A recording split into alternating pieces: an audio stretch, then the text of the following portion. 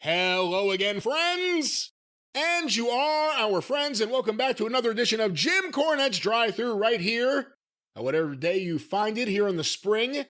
A nice, beautiful day. So what? Nice. The what? What? The what? Oh, I said what you spring. just said a beautiful day in the spring? I forgot what season it is. Continue. Well, it's so nice here in the spring. The gardeners have all decided to show up. You're going to hear noise because it's the big deal. God. I think it's the cleanup for the spring. It's the big one. You're going to hear noise. It's the fall cleanup, and they brought the big truck and all the... the big truck is out there now. Rum. The one that carries it's almost like the military. They drive these things out of the truck and just start they mowing almost like the military. Why do you think those people in fatigues are jumping out from under that canvas in the back? I have theories. But here we are on another fine spring day on the drive-thru. I'm your host, the great Brian Last. We are going to get through this intro. It's only been 90 seconds. And I have a man here with reviews, and I have questions for him. And I have a song, and here he is, the star of the show, Mr. Jim Cornette. You son of a bitch. Now I think not only have you stolen my open, you may have given me a nosebleed.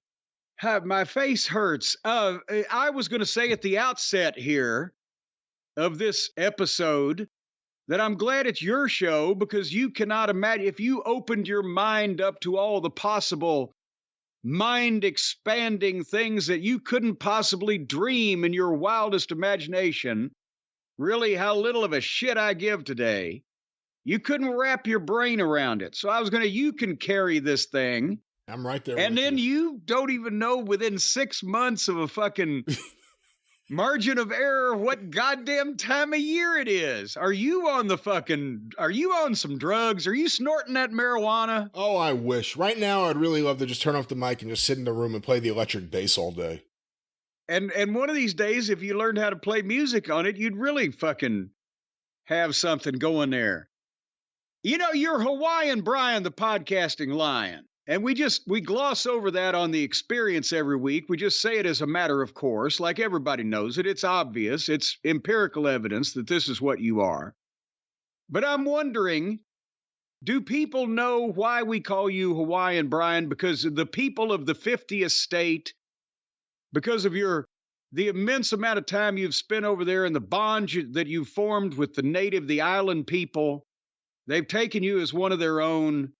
That's why we call you Hawaiian Brian. How many trips have you made over there to the great Hawaiian Islands? Well, I can't disclose too many of them just because of the nature of some of those trips, but I could say that I've been there on multiple occasions. You've been there, I think multiple occasions would be twice. That would still be a accurate description I of cannot multiple confirm occasions. nor deny due to the nature of these trips. I can only say multiple times.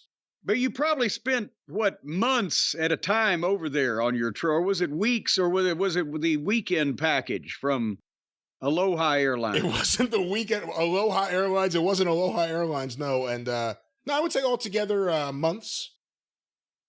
Altogether. If you add up the undisclosed amount of multiple visits that have been made. Well, what about the 49th state is where I was going with this. Are you planning to take any trips on Alaska Airlines coming up anytime soon? No, but everyone I know who goes there tells me I should. They tell me that the cruises up there are beautiful. They tell me that it's really just about the cruises. I don't know if anyone wants to be on the land. Well, I think if you jump onto a ticket real soon on Alaska Airlines, they may be offering some specials here coming up. Did you hear about this? No, I do not know what you're talking about. One of their off-duty pilots, the deal is... I did see this. Yeah, you did hear about this. Yeah. Oh, see, there you go. The deal is if you're a pilot with an airline, then if you want to go somewhere, you can ride the jump seat. Like I used to ride on Crockett's little G2. Was it a G? Yeah, it was a G1, a Gulfstream. The very first iteration of that plane. I'd ride on the little jump seat behind the real pilots. Well, apparently they let the real pilots ride on the jump seat when they're off duty behind the real pilots. And one of the Alaska Airlines pilots that was riding in the jump seat, they said he tried to turn the engines off in mid-flight to wake himself up from a dream that he thought he was having because he'd been up for 48 hours before boarding the flight, and he's been battling depression, so he took psychedelic mushrooms, which sounds like a perfect combination. Good idea. Mushrooms, depression, sleep deprivation, and now he's facing 83 counts of attempted murder. So I'm thinking we need an Alaskan vacation, Brian. Must have been some good shit. Well, I guess that really backs up your claim that it's just a death tube in the air. How many lawsuits are going to come out of that? Can you imagine it? You're riding along, and they didn't know anything was happening, apparently, in the cockpit, aptly named, until the pilots grabbed the guy's hands and pushed the levers back up, and even the guy was like, I guess I better go. And they got him out of the cockpit, and the fucking stewardess apparently told some of the passengers, yeah, this guy's having a mental breakdown. But don't worry. But now he's among other charges, he's got 83 counts of attempted murder because however many people was on the plane, if he'd have turned the engines off, hello, goodbye. And it wasn't even turning the engines off. It was, he was going to cut the gas, like this is in case of a fire or whatever. He's going to cut the gas to the gas tanks. So they wouldn't have been able to just like, oh, golly, let me put it back in drive. Anyway, now you see, again, nobody has ever tried to cut the fucking gas to my Expedition while I was in the middle of driving it. That you know of. No, I keep an eye on these things. Did you I'm see? the only one in the cockpit. They just put out a book about the making of airplane. I just got it. I don't have, it's in one of these piles over here, but it's the making of airplane. I must have it then, because I did not know that this existed, but go ahead. We always talk about what you were into, when you were a teenager or towards the end of your teens. Was Airplane a big movie for you? Oh, good Lord. Yes. I mean, that's one of the ones you went and saw, multiple times in the actual theater. Well, that's before home video, so you weren't going to see it on VHS for a while anyway. But, oh, yeah, multiple times because you had to get all the shit. And then once you remembered where the shit was, you could do the punchlines with everybody on the fucking screen. So, yes. And then when Police Squad became a much heralded 6 fucking episode TV series. The movies are better than the shows for Naked Gun in terms of those characters, I think. Well, yes, but they couldn't really do them justice in 22 minutes on network, but still, they could have at least done 13 just to say they did. Did you ever see the Kentucky Fried Movie? Oh, yes, but better than Kentucky Fried Movie was the Groove Tube. Yeah, my old neighbor used to own that. What, the rights to the Groove Tube? No, my family's neighbor in Lido Beach, the Frank family, Cy Frank and his partner Sid Sinitar owned movie theaters, and they went to some convention in like 72, 73, and they bought the rights to Groove Tube. Are you kidding me? Yeah. I didn't even know that until years later. I was talking to Sid Sinitar, and he just mentioned that they own Chevy Chase's first film. I said, Groove Tube? He goes, yeah, how the hell did you know that? Well, he didn't say hell. He was a very nice older man. He's a very nice, non-potty-mouthed man. But, well, then in that case, get me a nice DVD, because my Groove Tube, my copy of Groove Tube on tape is, no, I did upgrade. I do have a VHS, but my original one was a beta that I copied from the commercial videotape with the help of a copy guard eliminator back when you had to have those type of things. And as a matter of fact, Airplane was on the same beta tape as the Groove Tube, I'll have you know, which I still have around here somewhere, possibly on my office shelf. Go ahead. But back to Airplane, there was some story. I was flipping through the book. I haven't had a chance to read it yet, but apparently Peter Graves, after the movie came out, and was pretty big. He was I don't know what prompted this. I got to go back and read this. He was in a store one day, and he saw some kid with his mom. And he just leaned over and he said, do you like gladiator films? And the mom like grabbed the kid and ran out of the store. At least he didn't ask if he'd ever seen a grown man naked. Do you know who was originally up for the role that Kareem Abdul-Jabbar got? I do not. Pete Rose. But he couldn't get his fee in cash? I don't know. Or they didn't take bets on the set. I'm not sure. Would it have been as funny? No, Kareem was perfect. Yeah. He was perfect. Because I think Pete Rose would have just naturally cussed the kid out too quickly. So Naked Gun, do you like the Naked Gun? Well, it just depends on if anybody's around, naked and everything. No, the rest of the whole series or spinoffs or whatever, yes, okay, but I have the soft spot for Airplane and the original shit and Police Squad. The groundbreaking original stuff where they were still coming up with this type of thing. And then it got out of hand like everything else does. Where the woman who went on to play Tony Soprano's mom plays the mayor. She's yelling at Leslie Nielsen, Frank Drebin, about how he shot some people in the park. He goes, hey, listen, I see people getting stabbed in the park. I shoot them. I'm a cop. That was a performance of Shakespeare in the Park, you moron. Well, it's your show. Oh, did I mention? Yes. By the way. I think so. Well, I'll mention it again. No, I haven't, because I just got this since I last talked to you. My driver's license, as you'll recall that I went over to the place and did the thing to apply for my license, but not like the old days where they could just hand you one right there. It'll be a couple of weeks, you'll get it in the mail. Well, it didn't take that long. I got it in the mail a little bit quicker than they said. And Brian, a lot of times people, they don't like their driver's license picture. And I thought my last picture, accurately represented me. I didn't have any complaints about it. I don't really care about, what my driver's license picture looks like. I'm not one of those people. It's just vain about it. It's me. I don't change much. But I figure, well, this one, certainly now they've upgraded all this stuff and they're taking so much more time with it. Maybe they've upgraded the photographic equipment, or it's going to be a more attractive design, or maybe it's going to be a bright blue for the bluegrass state, or whatever the case, right? I get my driver's license back. It's in black and white. What? The whole goddamn license, the picture and everything is in black and white. You sure you went to a real place?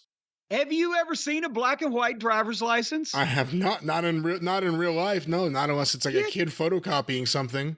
It looks like a Civil War picture. I should have been holding a long rifle and wearing some kind of fucking tri-cornered hat with possibly a long beard and a determined look on my face. We can win this one. And remember I said, now they've got the smart ID, right? If you go in the courthouse or you get on a international flight or whatever, I told him, I said, I don't want anything smart. I just want something that will identify me and allow me to drive if accosted by a police officer. Oh, so that's what it is. That explains. Well, wait a minute. But still, that's what I had before, and it was in beautiful color. It was actually had a farm scene with a farm fence and a little goddamn horse in the background for Kentucky.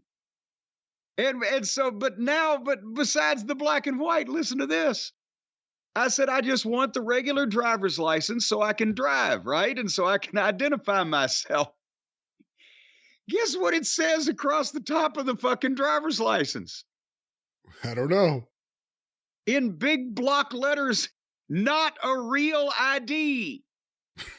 Because that's what they call the new smart licenses in Kentucky is the real IDs. So they're telling you this is not a real ID, meaning not the smart ID. But basically, so you try to go to a fucking club, right? You go try to show this to get in. Fucking Satchmo or little fucking corn cob at the door go, hey, boss, somebody's trying to get in, looks underage. Well, what does the license look like? It says it's not a real ID. Well, then kick him out. Well, I think most people are probably going to go for the real ID. You're one of the rare exceptions. Well, and also I probably could get into a drinking establishment with a visual inspection rather than goddamn carding, but that's just so stupid. It's not a real ID. It's a government issued ID for you to identify yourself and drive. You just can't get on an international flight or go in the goddamn courthouse, which I have no plans to visit and never shall. Is it like the same stock of paper as a regular driver's license? Yes, it's laminated so that you can stick it in your wallet, but it's black and it's the picture looks like it was transmitted of Neil Armstrong stepping on the fucking moon. I mean, I could be a middle-aged lesbian woman. You couldn't fucking tell. No, we couldn't. It's horrible. Do you think this is something, not that we would encourage this, we certainly wouldn't, Stephen Pinu. But is this something that would be easy to forge or create on your own? If you were a kid, if you were anyone who, for some reason, couldn't get a real ID, can you create one of these? Does it look like that quality? Well, I mean, I don't know. It looks like shit to me, to the naked eye. I didn't eyeball it with the thought to fucking counterfeit it, since I already got one. But I think if you had the lamination process would probably be the most difficult procedure, unless there's something on there that I'm not goddamn seeing. Otherwise, I don't know. I've had fucking wrestling fan club membership cards that look more attractive and professional than this thing. Hey, what do you think when you get something for your wrestling collection, but it's already been laminated? What? You ever get something like an old newspaper clip or something and someone laminated it? No. Yeah, and I've gotten a few things like that. That's I hate horrible. I hate it. It drives me crazy. Well, if it was professionally done as part of a framing process or whatever, I can see something like that, but not just here. What you might want to do something else with that. What are you going to do with it now? Stare at it, I guess. Well, there I've got news on stuff you can stare at. Can we get to that now so we can get this over with? Once again, Stephen Pinu, I'm not sure. Stuff we could stare at. No, I'm not inviting anybody to stare. No, I can't bear up under close inspection anymore. It has to be dim lighting and distractions going on. But no, I'm talking about an update on a lot of the fine merchandise that the fans have ordered at Cornette's Collectibles over at JimCornette.com, including the incredible Midnight Express 40th Anniversary 4-pack of action figures, the entire set that comes with the book, the photo, the certificate of authenticity. I'll have you know that a lot of people have been now inquiring because they've seen people tweeting about their packages arriving. And we did have the pre-order period in September where we got the incredible influx of orders. I'll have you know that not only obviously have all the pictures been signed to specifications, everybody's order was locked in as soon as they made it. We got all the personalizations, got all the pictures signed. The feather bottoms have been hard at work. They started mailing out before the end of September. And out of around 1,200 and some odd packages, they are halfway there. So they're doing pretty good. But there are still, as you obviously can do the math, several hundred to be yet put in the mail stream. And some people have been asking, and we are working our little fingers to the bone on that. And Brian, here's the thing. This is why we put these on sale and nothing else and did the pre-order period, because people think, well, they've sold them, now they should just send them. Well, as to paraphrase Seinfeld, it's not the taking of the reservation, it's the holding of the reservation. It's not the taking of the order, it's the fulfilling the order. But think about this. All of a sudden, around 1,250 people say, I want this done just this way. So then you've got to write out the photo. Hello, little Johnny. Congratulations on your tonsillectomy, Jim Cornette. Gee, thanks. Well, there you go. And you got some ice cream too, didn't you? Sherbert. Well, I don't care what the orderly's name was that gave you the ice cream, as long as he gave you the ice cream. But nevertheless, then I put that in a file folder with the order number, the 5-digit order number of that particular order. And I did that 1,200 and some times. And then I handed it off to the Feather Bottoms. And you see the action figure set, because this is a valuable and limited edition collectible. There's only 2,000 in the world, and there's only about 750 more chances for you to get them. They come in a crush-proof cardboard box. So the Feather Bottoms over there, and Fanny and Felcher, as you know, are only working with one arm apiece. They have to fold up the crush-proof box and tape it together. Then they take the action figure set, the 28-page full-color book, the specific photo that goes with that order number to little Johnny about his tonsillectomy, and the certificate of authenticity. They wrap that in bubble wrap. They set it inside the crush-proof box, sprinkle packing peanuts on, and tape the top. Then they print out the label for shipping and press it upon the top of the deal. And then when they get about 100 of them together, they truck them over to the post office. We have come to figure that just their part alone takes between 5 and 7 minutes per package. And there's 1,250 or so packages. So that means that if one of them did nothing else for 8 hours a day, except that, it'd still take a couple of weeks. So we think we're doing pretty good. But everything's on the way. And since all the other fine products, including the Cornette face t-shirts, the Cult of Cornette membership certificates, and so much more, are now back on sale, that's a separate department. That's a separate department. And as I believe we mentioned, Cousin Lupus is handling that. So the turnaround on that, the non-Midnight Express action figure department, is only a couple of weeks right now. At JimCornette.com. Make all your friends happy for the holidays with the fine merchandise, affordable prices, and quality service. I didn't say quick, but I did say quality. All right. Crush proof, you say? Crush proof. You can stand on the son of a bitch. Really? Want to put your money where your mouth is? Well, did I say who? I didn't say who you was. Well, who are you talking about? Who could stand on it? The royal you. A human being will find a kid. A kid? A small child, about 2 years old. Make sure both feet go on the corners. All right. And then here you go.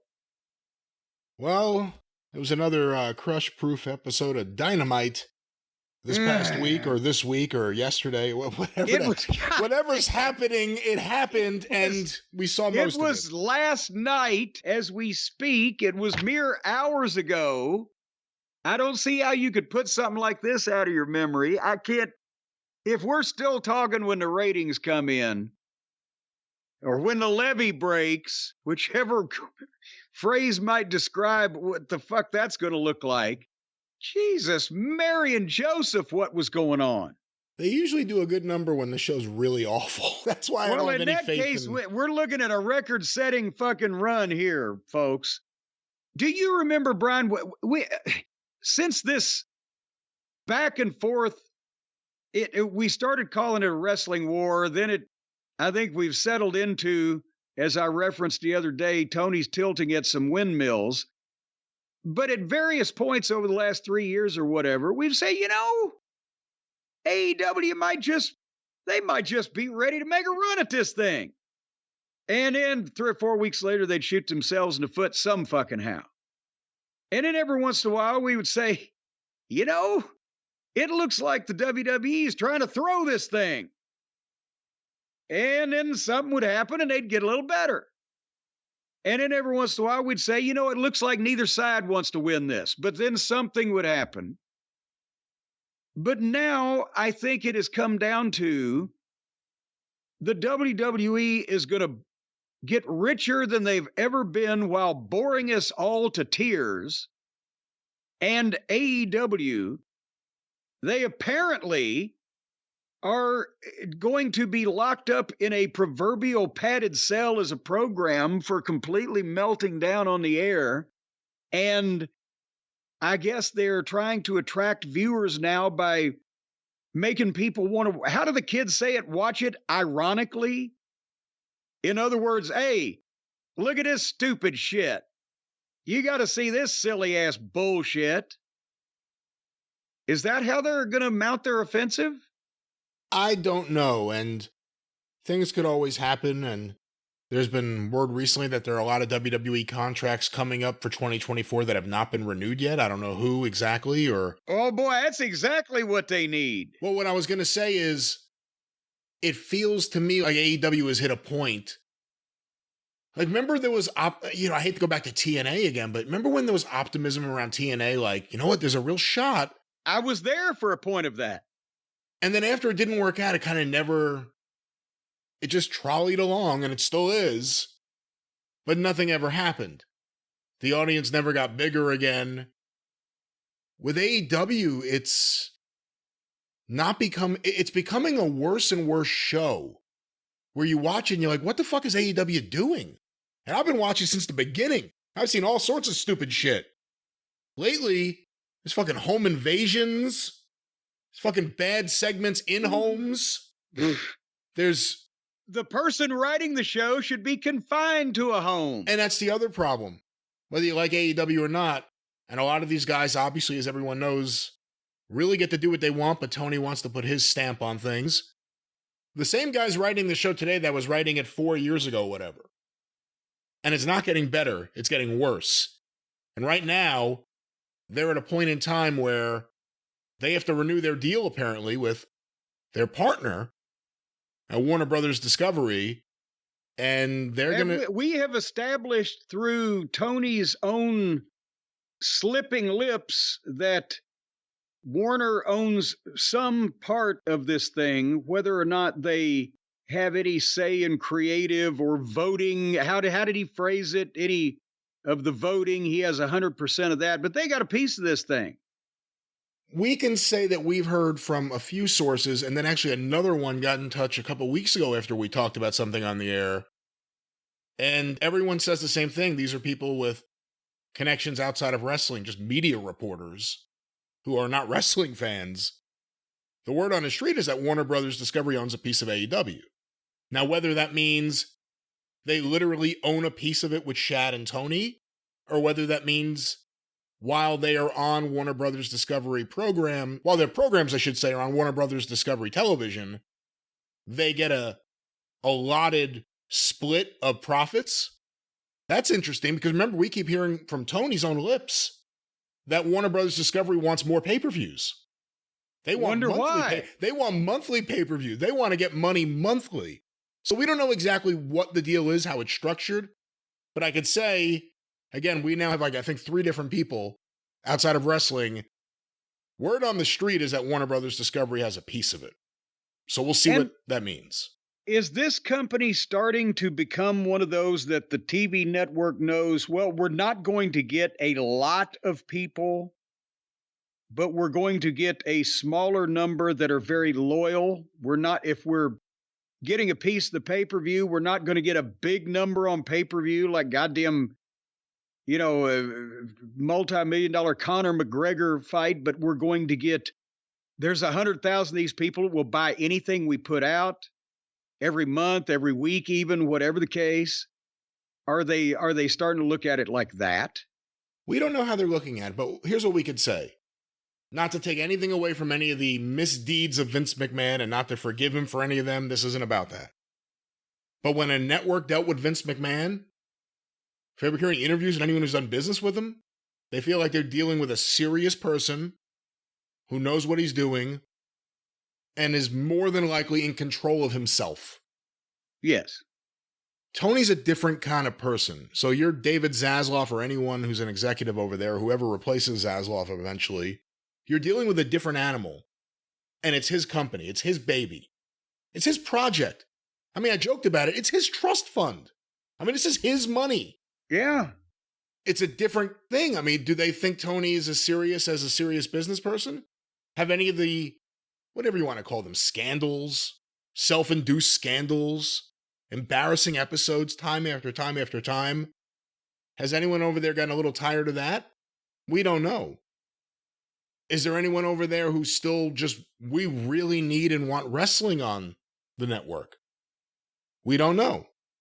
You know, and again, it goes back to, we don't know the exact nature of the AEW Time Warner Discovery relationship. And the problem with these media scrums and media interviews that Tony does, he loves doing them. And people in wrestling media typically want to be there and be part of the action. But who's getting a real question answered? He doesn't answer anything about any of this stuff. And it's a private company. So we don't know very much, but it's impossible to tell me you could look at AEW right now where they are and the direction of the programming and think that things look good. Well, speaking of ugly television programming, let's talk about last night, because I wish somebody at the scrums, could they just jot down notes on Wednesday nights to ask Tony about, okay, what was this supposed to mean in Seg 4 of this show when you did this or that? Maybe he could answer those questions. The first half an hour was apparently meant to put MJF in the middle of everything. Everything going on in the company now revolves around MJF. And because Tony's got him stuck again with the Ring of Honor tag team belts with a partner that he never sees because he's off at fucking the other guy's house and he needs surgery and a blah, blah, blah. So they start the show with Renee Moxley Good in the back with MJF. And she asks, obviously, about Adam Cole. Well, yeah. And he calls Adam Cole on his phone. This is the start of the show. They're just doing a backstage pre-tape. And Adam answers. And as soon as he does, in come Roderick Strong, neck brace, flea collar, whatever, and in the wheelchair with Taven and Bennett. And as soon as Adam hears them, he cuts the call off and, okay. And then Roddy offers MJF to, the three of them will be his help against the Bullet Bang Club gang. And, even if he was the guy in the devil mask, they don't care. They'll help him anyway. So you got one guy in a neck brace and a wheelchair offer to back you up. That's an attractive proposition. So MJF shoves Roddy's wheelchair back out of frame, and Taven and Bennett run after him, and suddenly it's like he rolled off a cliff because they're just gone, right? That was my favorite part. Well, yeah, he couldn't have rolled it. How far could he have fucking gone? You'd still hear some, oh, stop me, or whatever, but it just gone. He should have screamed. I mean, he screams every episode for no reason. Why not? Ah! Yeah, it just instantly, boom. And then MJF, this is the thing. He turned to the camera and immediately goes into, from shoving a guy in a comedy spot in a wheelchair to a fired up promo on Gin and Juice all of a sudden, where he's screaming and his neck is, veins are popping. And then the video scrambles. And the guy in the devil mask pops up, and then it scrambles again, and they go into the show open. And I'm like, gee, they went from comedy to horror in 60 seconds. What?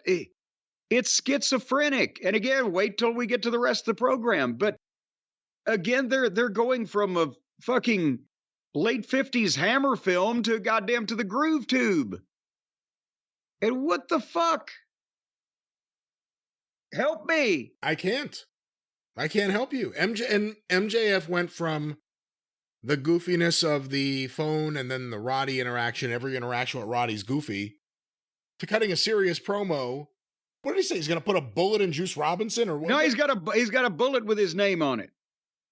Because of the Bullet Club and the play on words, but he's screaming and he's mad. It's like suddenly he went from, I understand why, Adam, you'd want to hang up on me with this weasel here and shoving him in the wheelchair, to suddenly, I'll kill you. And he's trying to do everything. And you can tell that Tony realizes he's got nobody left on his fucking roster that creates on their own interesting, compelling television. He fired the other guy. And so he's interacting MJF with every fucking body. And because of that, MJF not only is being spread too thin, but also he's having to go from this emotion to that emotion to this emotion, from 0 to 60 and back again, from being violently angry to putting up with some fucking, we'll get to the caster thing, to fucking everything in between. And it's goddamn, it's dragging him down. Instead of him lifting the company is an albatross around MJF's neck. And this method of presentation for him is not a long-term deal. As we're seeing, babyface MJF is having to suffer more fools than heel MJF would have, and that's why heel MJF got over. But speaking of suffering, let's continue with the program. So the first match was the Dynamite Diamond Ring match with MJF and Juice Robinson. And I thought it ironic that Juice got Juice in this match, but this should have been a jump start, and it should have been hot, and he should have been MJF kicking the shit out of the heel, which they did do. I'm not faulting that, but when they went to the floor, he throws him into the rail, he throws him over the table. Okay, that's good stuff too. They were on the floor for fucking ever. And one time in like a 3-minute period, MJF rolls in the ring to break the count, flips the referee off. He's trying, but god damn it. The whole match for the first, until they went to the break, pretty much was on the floor when the Guns distracted him and Juice took over. Finally, it got a little heat going, and they got back in the ring, but Juice, again, has way more oomph than Jay White. I don't know why that they somehow decided that Jay White should be the singles guy in this. And I think they're both better as a team, with Juice doing the talking. I'm not advocating that Juice should be the world champion either. But we know pretty much Jay White will be the most blasé, fucking boring world champion since Hangnail Page. And anyway, as I spoke about Jay White, saying, boy, Juice has more oomph than he does, Jay White came out and they went to the break. They were keeping this moving at the first half, even though they were out on the floor, boom, boom, boom. And I thought when they came back from the break, when Juice went to choke again, MJF with his own scarf, they'd done that a time or two, but MJF turned it around. That's great. That's a heel who switched babyface, giving a heel a taste of his own medicine. He needs to do a little bit more of that. Yes. And people like it, but the referee turned around and caught him and didn't call a disqualification. But if the heels are going to distract so the heel can, that's when the babyface turns it around, but does it behind the referee's back. You can't just have the referee turn around and catch him. That spoils the whole fucking deal. Anyway, then suddenly, after Juice gouged his eyes, MJF just made a comeback at 100 miles an hour. And again, I like both these guys' work better than most everybody in AEW, so this was still a better match than anything else we're going to see tonight. But finally, it picked up there with MJF's comeback. He milked the kangaroo kick and hit it and got the big pop. But then Juice stopped him again. And MJF hit an eye poke, but Juice hit the left and a power bomb. And then they start slowing down.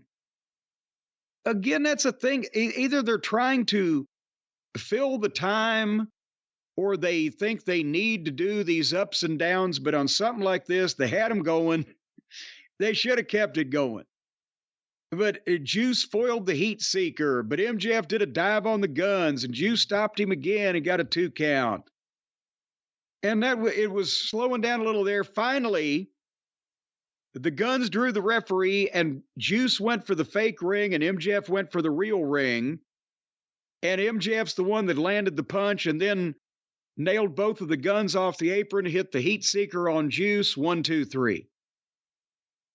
So to that point, as a match and following along with what has been done before, the fake ring, the real ring, the matches for the Dynamite Diamond Ring, the only question I have in the logic of it is if the match is for the ring, why didn't the referee have the real ring? But nevertheless, as it was, that was fine. Right guy won. Match was pretty good. Juice got juice, but it wasn't a ridiculous Moxley blood feast or whatever. It was natural. So far, not too bad. What grade would you give this segment before we descend into madness, Brian? I don't know about grade, but I thought it was pretty good. MJF, I actually believed him when he was selling his face. I mean, it looked that bad when he hit the stairs. Juice Robinson has that quality that guys like Piper had. And then I'm not comparing him to Roddy Piper. I'm just saying everything he does in the match, you can't take your eyes off him. He's yelling. He's making movements. He's making noise.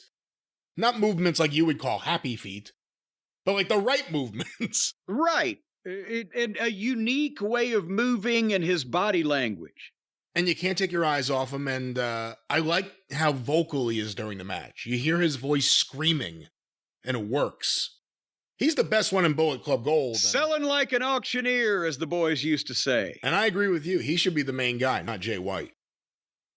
Well, but here we go. Because the end of the match is never the end of this thing. So now MJF has beaten Juice Robinson, and the Guns jump in and start kicking the shit out of MJF.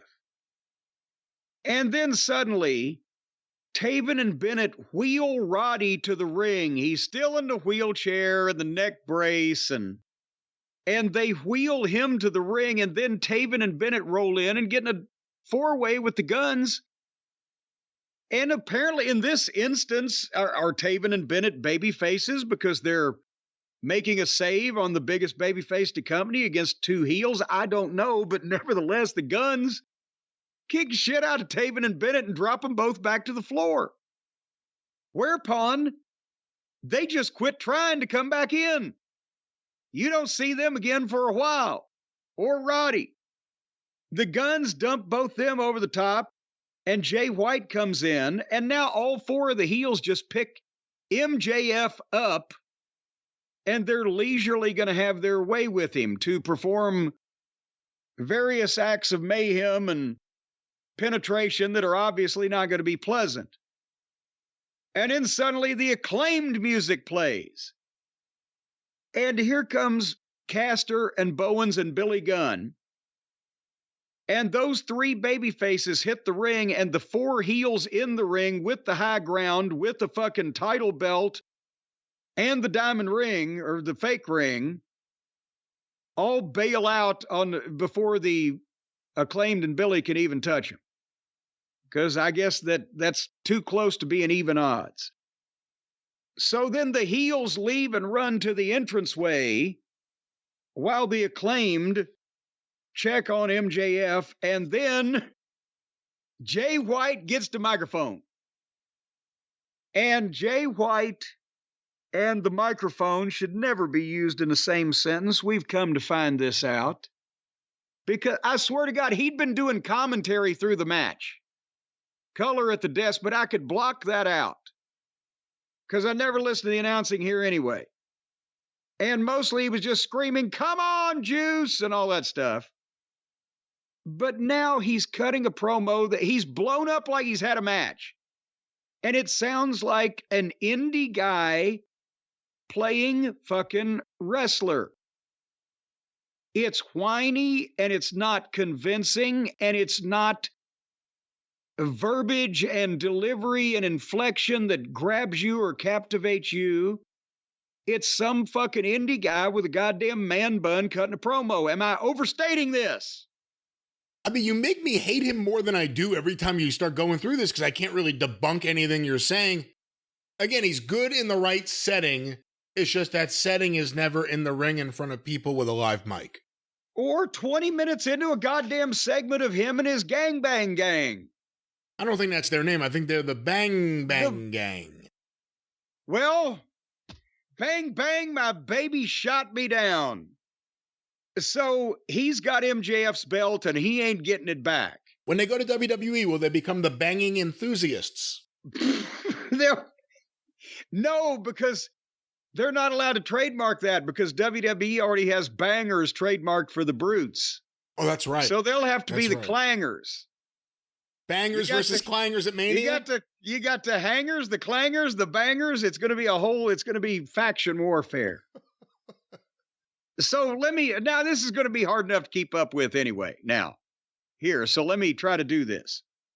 So White cuts the promo that he's got MJF's title belt and MJF ain't getting it back from him. And then Colton Gunn cuts a promo, tells MJF that they, the Guns, want a Ring of Honor tag team title match at Full Gear, which would necessitate them wrestling MJF at Full Gear, correct? Because he's the champion. Yeah. Since Adam Cole is out and he's going to defend him till Adam gets back. So they've challenged him to a tag team title match. Well, MJF tells the ass boys then to shut up, but agrees to the match. It'll be a handicap match for the tag team title at Full Gear. But then he also tells them that next week he's going to take Jay White up on the offer that he made a week or two ago for an 8-man tag match versus the 4 of them versus MJF and 3 partners, and he will get his belt back, he being MJF, from Jay White if his team, he being MJF, wins that match. But then, at that point, Roddy, who is apparently still at ringside with these other 2, 5 fucking minutes ago, they got knocked out of the ring. He screams, Max, pick us, you'll pick us. He being Roddy, wants MJF to pick the 3 of them, including the guy in the wheelchair, as his 3 partners, and MJF turns that down. And then Caster says, well, that means us, because they're still in the ring. And MJF tells Caster that he never liked him, even when they were training together. And in a million years, if he was on fire, and Caster and MJF was so flustered by this point, he couldn't form a cogent simile. And he said, if I was on fire and the only thing that would take it away was you or something. You can't even say it. I don't even know what he said. I can't even say it because it didn't make any fucking sense. My boy, what have they done to my boy? So he said, fuck you anyway to Caster. I hate you. I despise you. And then Caster says, so you're saying there's a chance? And then Bowen starts yelling at Caster, no, again, they went from melodrama, they went from a war movie to a goddamn The Keystone Cops by Max Sennett in the same segment. And then... This feels more like late period WCW than any other time in AEW history. Oh, boy, howdy. Well, now the fucking heels on the ramp are gone. The Bang Clang gang, because they can't hang. Well, no, they're not the Clangers. You said the other people. Well, no, you said they would be the Clangers. No, I take it yeah, back. they'll be. Yeah, well, whoever they are. So Gin and Juice and the Guns are gone by now because now Caster is interacting with MJF and it says, well, basically, it'll be okay if you just do one thing. And he holds out his fingers to scissor with MJF. And MJF milks like it's the goddamn handshake between fucking Hogan and Savage or whatever. And then he reaches over and squeezes closed Caster's fingers and walks off. And so now, again, this started out with MJF beating the second in command of the Bangers and Clangers in order to get heat with Jay White for obviously the title match that I thought they were going to fucking have upcoming on Full Gear. But then it became a goddamn clusterfuck where now MJF is going to wrestle the Guns at Full Gear for the Ring of Honor Tag Team title, but they got an 8-man tag next week, but nobody knows who MJF's 3 partners are. But now they're reduced to doing comedy about fingering each other. And then as MJF, to try to not get any on him, walks off and leaves the Acclaimed and Billy in the ring to do whatever the fuck it is that they're doing. Then they play Twinkle Toes McFingerbangs music. And he comes out to the entranceway. And they have a face-off, they being Twinkle Toes and MJF. And now it's a chance for, and remember last week, as you will recall, MJF whispered something about 13 days, bitch, because MJF is about to break Kenny's record for longevity as AEW champion. Now they're calling it a streak. You know who, in my opinion, broke Kenny's streak of being the AEW world champion? The guy that won it from him.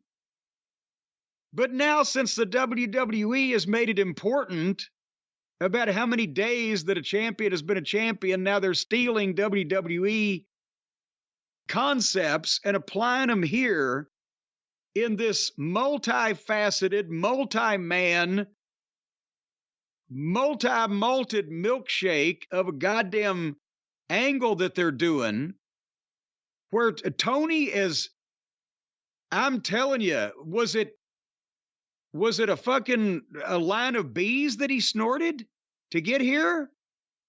Or what? So anyway, Kenny,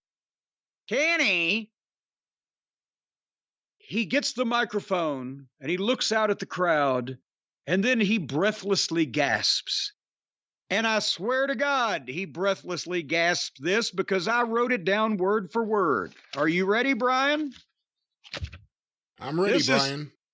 This is supposedly the greatest living wrestling artist and one of their top box office attractions. You have something I want, and I have something you want. Walking out with a live mic.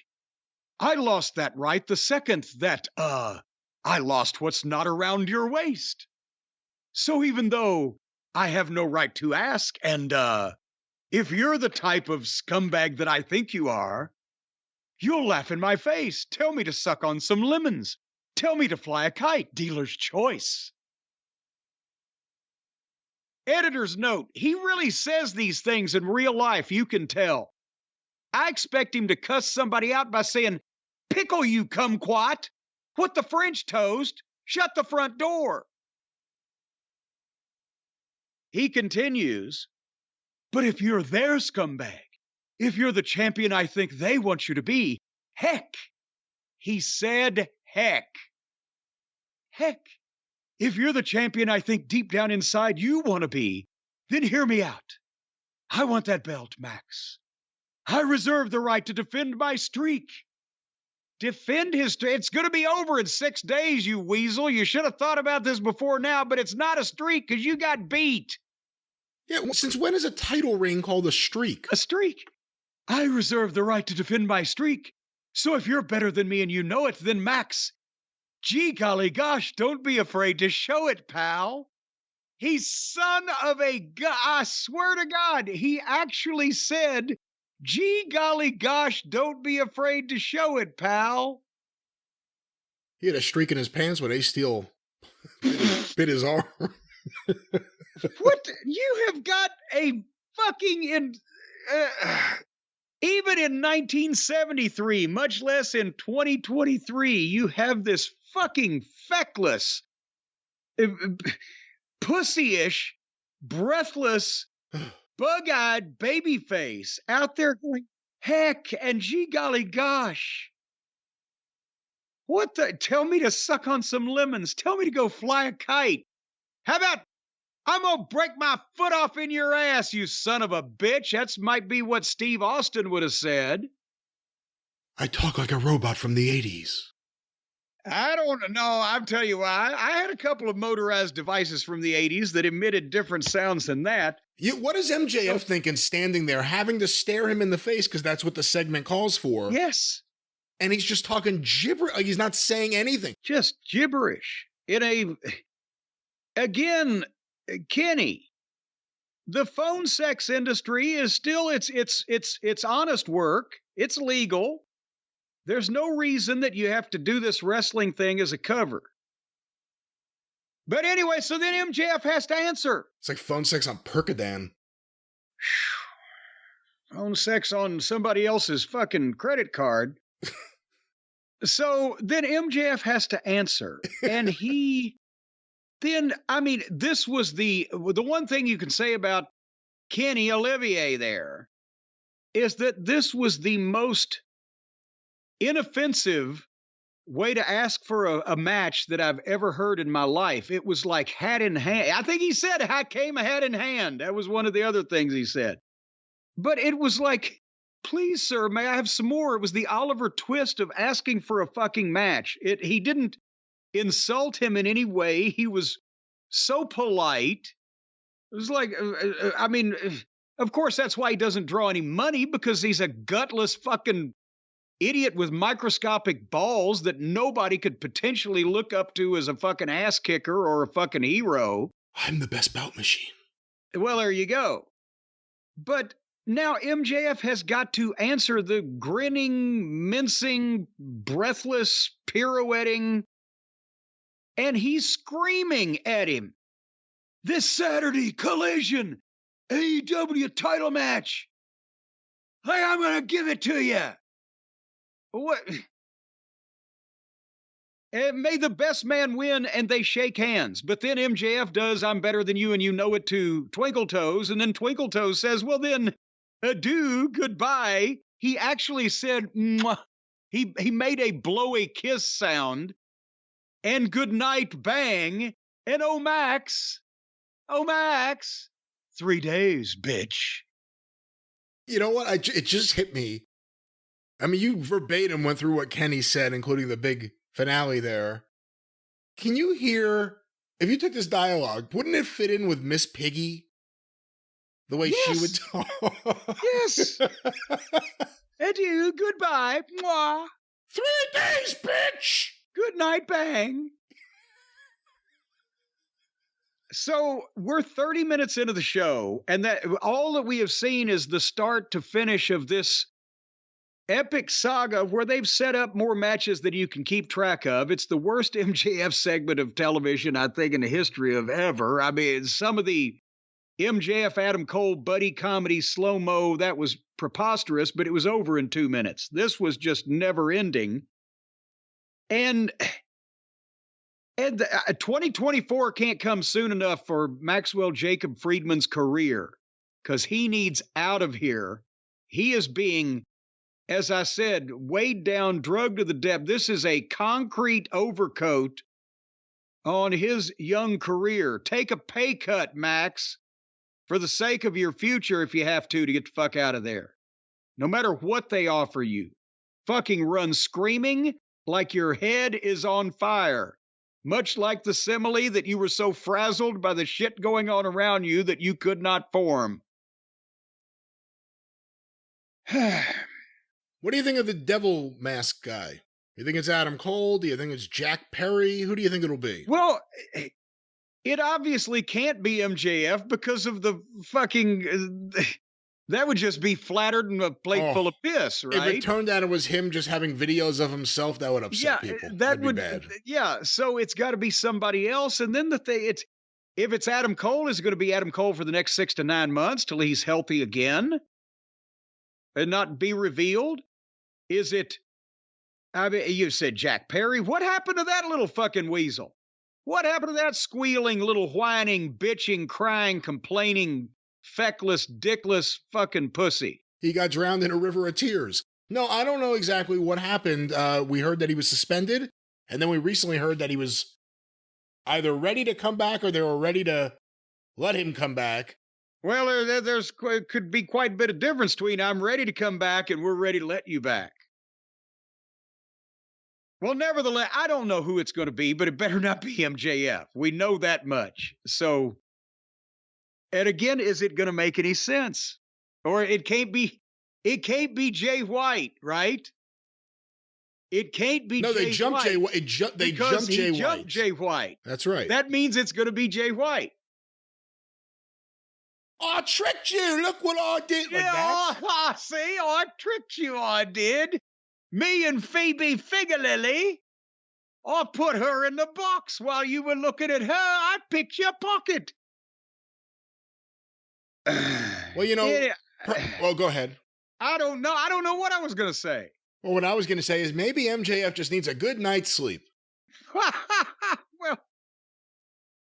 that's something that we all contemplate from time to time, is whether or not we're going to get a good night's sleep. And sometimes the nightmares that we have trying to make sense of these programs that we watch on television preclude us from having a good night's sleep. And that's why you got to go to a little extra trouble. You got to make a little extra effort, but you got to save some money at the same time on having a good night's sleep. And actually, when I think about it now, if you visit our fine friends at Helix, it's not even a little extra trouble. It's saving money. It's not even a little extra aggravation.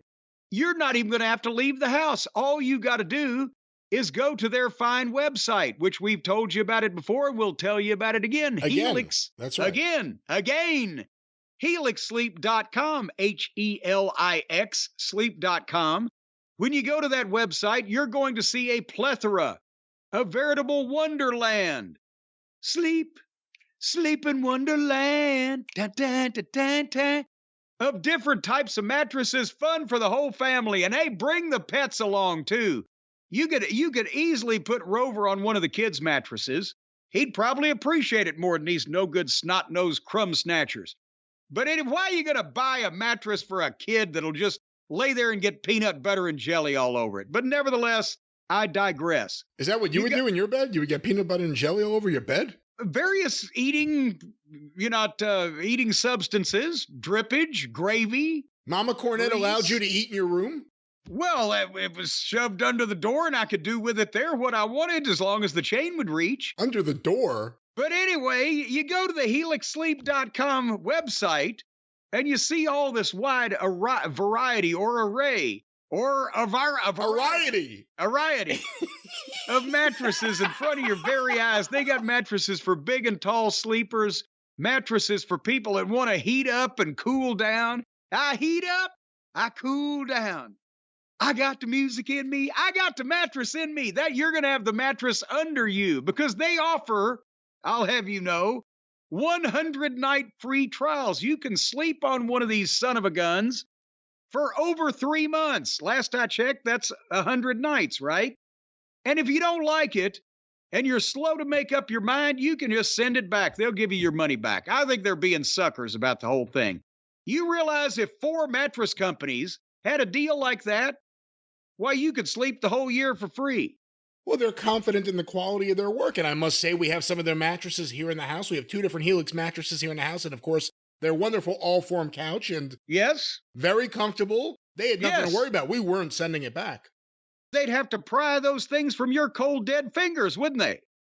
Well, I don't know about my fingers. It'd be hard to grip the... Well, go ahead. I was just going to say, folks, be prepared to defend these things. You're not going to want to give them up. So when the mattress police come, they're going to have to pry them out of your cold, dead fingers. Because you're going to sleep so good on these Helix mattresses that when these people come up your front yard, up your driveway, beating on your front door, screaming, "Send out your mattresses!"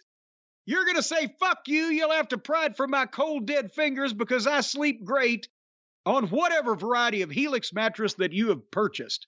I mean, they've got ones even designed for specific sleep positions, like reverse cowgirl. And that's how you sleep?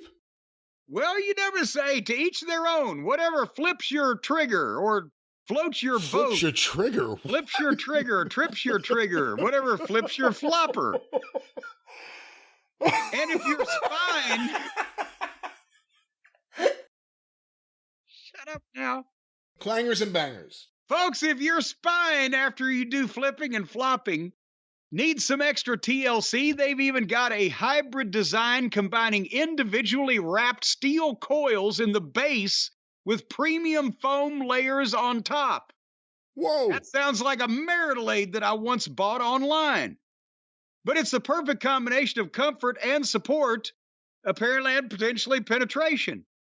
Folks, all you got to do is take the Helix Sleep Quiz. Just tell them what your preferences are, and they'll match you up with a model that you will love and want to be on top of. I mean, a mattress, not an actual model that you'll want to be on. They might also do the escort thing in their spare time. They don't. I don't know why you're going here. No, some type of fashion. They will not match you up with anything other than a fine mattress that you will be matched up with if they're going through their fine online survey to find exactly the right mattress for you. And any of this other superfluous stuff may be happening over in the perverted world of Castle Cornette. Let's say Cornette Manor. It's my manor. It's his castle. Yeah, whatever. And we need manners when we're talking about a fine mattress like Helix Sleep's amazing mattresses, and there were so many of them. Well, whatever you want to do with your super fluids with a model on any of these mattresses is completely your own business.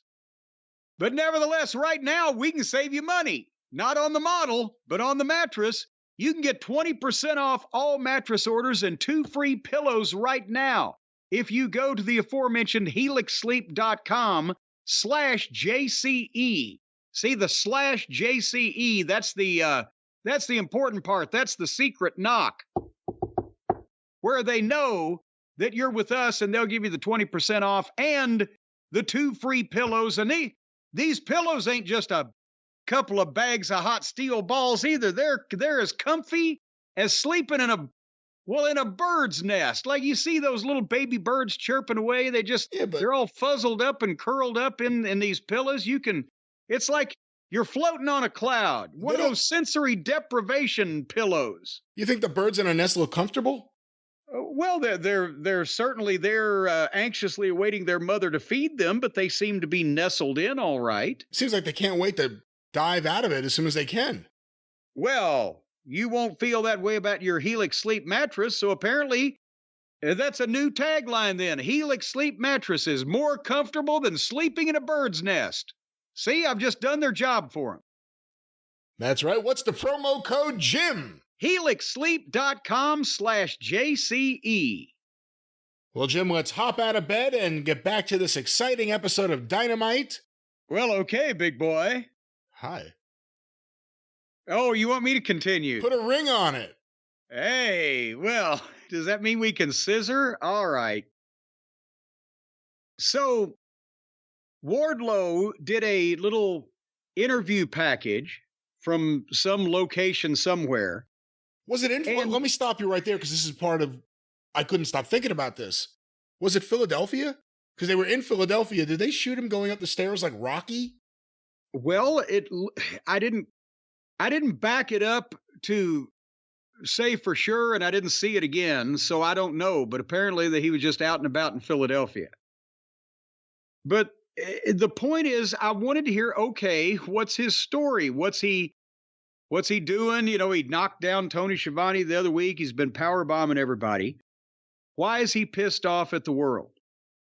Well, he's pissed off at the world because he had to sit at home for 4 months, not from injuries, not being on vacation, but going into a dark place.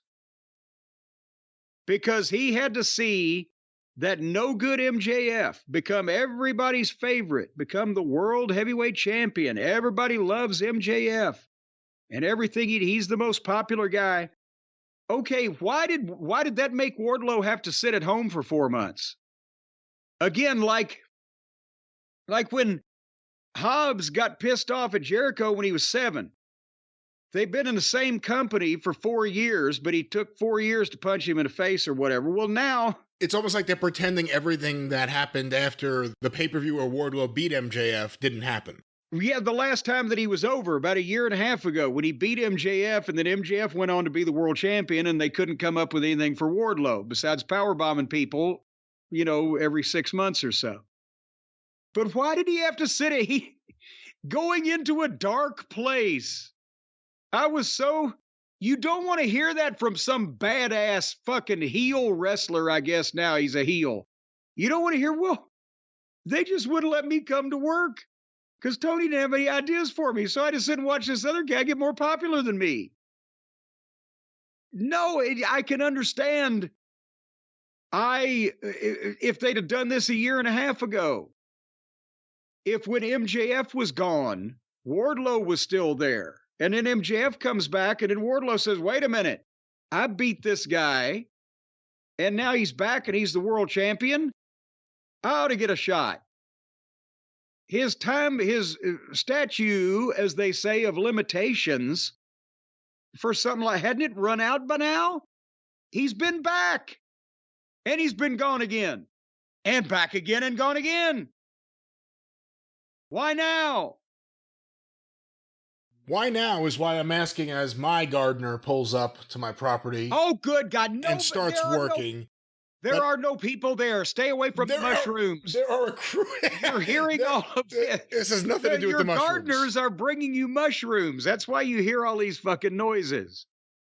They're good people. Listen, they're good people. They just make a lot of noise. But back to what we're talking about. Dealers. No one said that. Again, no evidence or proof of this. Just the gardener. Okay, now I know what gardener has meant all along.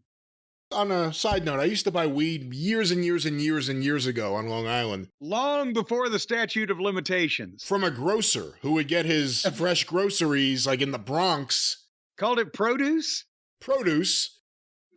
But with the produce, he got just the finest, freshest. It was great stuff.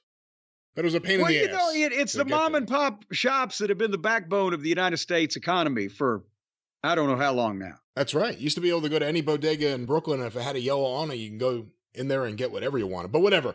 Back to this, what we're talking about is Wardlow, and he had a very visible, almost fluorescent cross around his neck. Or on his shirt. I'm not exactly sure what it was, but it was a weird dichotomy between the religious connotation and whatever he was saying about wanting to kill MJF. No Arn Anderson, obviously. So they've gotten Wardlow away from Arn. We've seen him bomb. I forgot he was with Arn. Exactly. That's the problem. Oh. The way they followed everything they did to follow up Wardlow beating MJF completely blew it.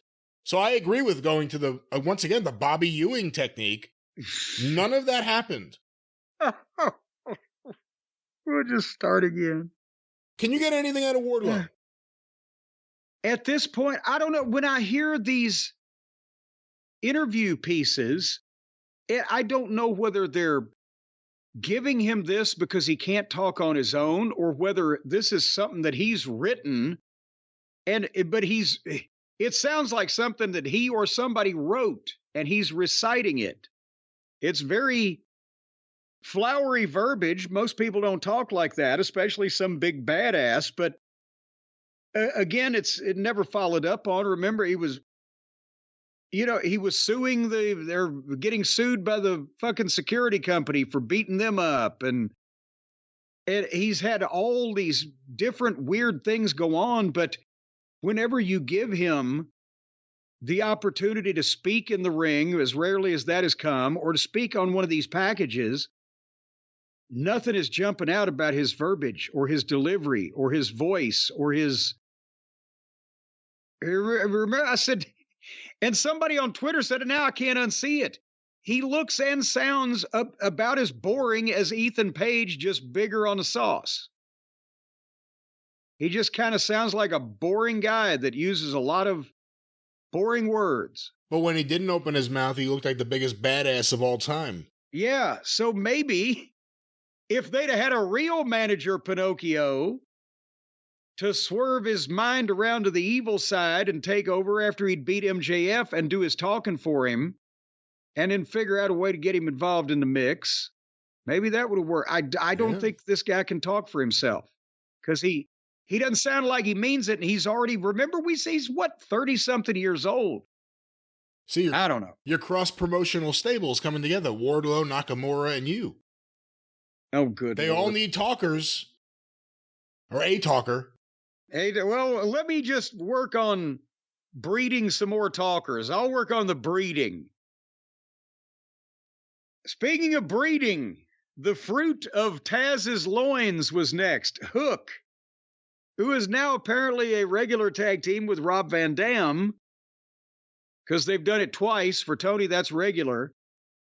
And they were against the Dork Order, Long John Silver and Reynolds Wrap, his partner. Just had this popped up out of the blue. Did you watch it? I'm not going to watch the Dork Order. Why? No, I mean, the only thing I noticed is Rob Van Dam has dyed his hair jet black, it looked like. And, it's always sad when you see something. Not sad, but I mean, everyone knows his hair isn't black. It's like Vince dyeing his hair black. So it stands out. And you can you can hear them in the background now, and you can't say you don't.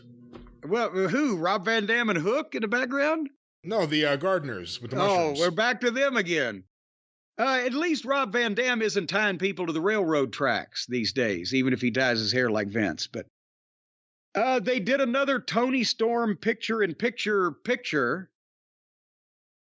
And I'm thinking Tony Storm is a talent that could get over on a sketch show. Like a In Living Color, Saturday Night Live, Chappelle Show. In Living Color went off the air in like 94. Well, God, she's spoofing a silent movie, for fuck's sake. So pardon me for being more contemporary with my references. I'm saying a sketch program of those various genres, right? But not... Your show of shows, Texaco Star Theater. Texaco Star Theater. Hey, her and Milton, Uncle Milty in a dress. I'm telling you, Sid Caesar and her, Imogene Coco would have been run off the stage. But they're doing this already. The regular program is a parody of a wrestling show. So they're doing parodies of a parody in picture. If this was the only wacky thing, it would get over like crazy. And she's good, but it's just more silliness on a silly fucking show. Silly. You know what could make it work? And apologies for the noise behind me. Oh, God damn it. You know what can make it work? Don't take the Lord's name in vain over this. What if you get some older woman who could still wrestle, but isn't like well known enough like a Trish Stratus where she can't take on a new gimmick? And you get her to play Tony Storm's mom, and she sues AEW for the fact that they're taking advantage of her clearly sick daughter who's having a mental breakdown, and they're using it for their gain by putting it on their show and playing along with it. And Stella Mae French is the mother. Stella Mae French. Can you imagine? I told you she worked at the dry cleaners I went to in Dallas. Yeah, you told me she introduced herself to you as Stella Mae French. Stella Mae French. But no, yeah, again, at least that would be something. If she's so mentally deranged, why are they putting this on their show? Aren't they aiding and abetting her illness? Well, besides that, at least put it on the fucking show so we don't have to watch the Dork Order. It's in picture. And Luther is now her Eric von Stroheim. Yeah, because he needed some kind of justification for still being there. Yeah, we're paying him? Well, fuck, stick him in a butler outfit and put him in a corner. And it appears they are rounding up the leaves. This may, in fact, be the spring cleaning. And now they're rounding the far turn. There's Banana moving up out of the bunch, Cigarette pulling up out of the pack, and here comes Beetle Bomb. They are gathering the leaves. I believe this is indeed the spring cleaning that I thought it was. Of the leaves. Pretty soon they'll be starting the funeral pyre, and then the chanting will begin. Starcade 23, the gathering of the leaves. It's a very solemn occasion up there in New England when the gathering of the leaves takes place. Should we move on, or do you need to genuflect out your window at the passage of the caisson with the memorial leaves? I'm leaving the mic open. I want evidence.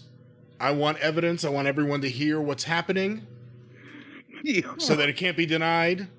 It cannot be. This is a lesson to the world about what happens when you have gardeners come in on podcasting day. So then we got to Tony Schiavone with Sting and Darby Allin, which sounds like kind of like an old folk song with Sting and Darby Allin. And of course, Sting thanked Philadelphia because he didn't thank him last week because he wasn't in Philadelphia. And he thanked Darby Allin, called him the best tag team partner I ever had. And now, is there heat with fucking Luger? Because then later on, Sting said, I know I got a lot of ooze when I said that. You thought I was going to say somebody else. Well, what was it? When he talked about, or later on when he accosted Edge, you know, he said, I drank the Kool-Aid once. Is there heat with him and Luger? I don't know. I haven't heard anything about that. I mean, they were saying all sorts of stuff. Shivani also said that Sting was the wrestler that put TBS wrestling on the map. They said that multiple times. And then they introduced Ric Flair. But multiple times they said that Sting was the wrestler. This other guy. And then, and by the way, goddamn Dusty would like to have a word 10 years previously, but listen, nevertheless. We're talking TBS. Wrestling 2 would like a word. Yeah, Bobby exactly. Rich. Yeah, I mean, it's ridiculous. Tony Atlas would like a foot or a word. But anyway, so Sting also thanks Tony Khan. And then Tony Schiavone takes the microphone and says, well, Tony Khan should thank you. And he is. And Tony Schiavone went off on this wordy. I don't know if he got lost coming around the far turn, but he had to, come back around to it. And finally introduced a present for Sting, and they play Flair's music, and out comes Ric Flair. And I got the people were surprised because he was obviously unadvertised. It wasn't a, oh my God, it's The Rock, or oh my God, it's John Cena unadvertised like we've gotten over the last, couple of months. It was, well, yeah, he's here. Wow. But it wasn't like, holy shit, how did they pull this off? He was a gift. Why is he a gift? Tony Khan has a special gift for Sting. The gift is that Ric Flair was allowed in the building? Well, no, because Tony Khan just watched the toy, and now he understands how to deal with things like that. But anyway. Does that make Tony Schiavone the Ned Beatty character in that film? Yes, it does. But Flair gets in the ring and the fans start chanting. Then finally, holy shit, holy shit. But Schiavone says, the announcer of the program, says, damn right, you can say it. So he's encouraging the fans to say holy shit on television when they've been trying to bleep the fucks and the fucks and the sucks and the ducks and all the other things. Anyway, Flair put Sting over big time. The greatest he's ever been in a ring with, etc. But then, was this an ad lib where he said, hey, what's that, March? You're going to retire? I want to ride the wagon all the way with you.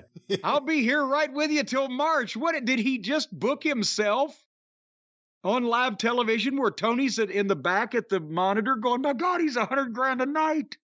Although it is funny, the idea of Ric Flair managing Sting and Darby Allin. Yeah.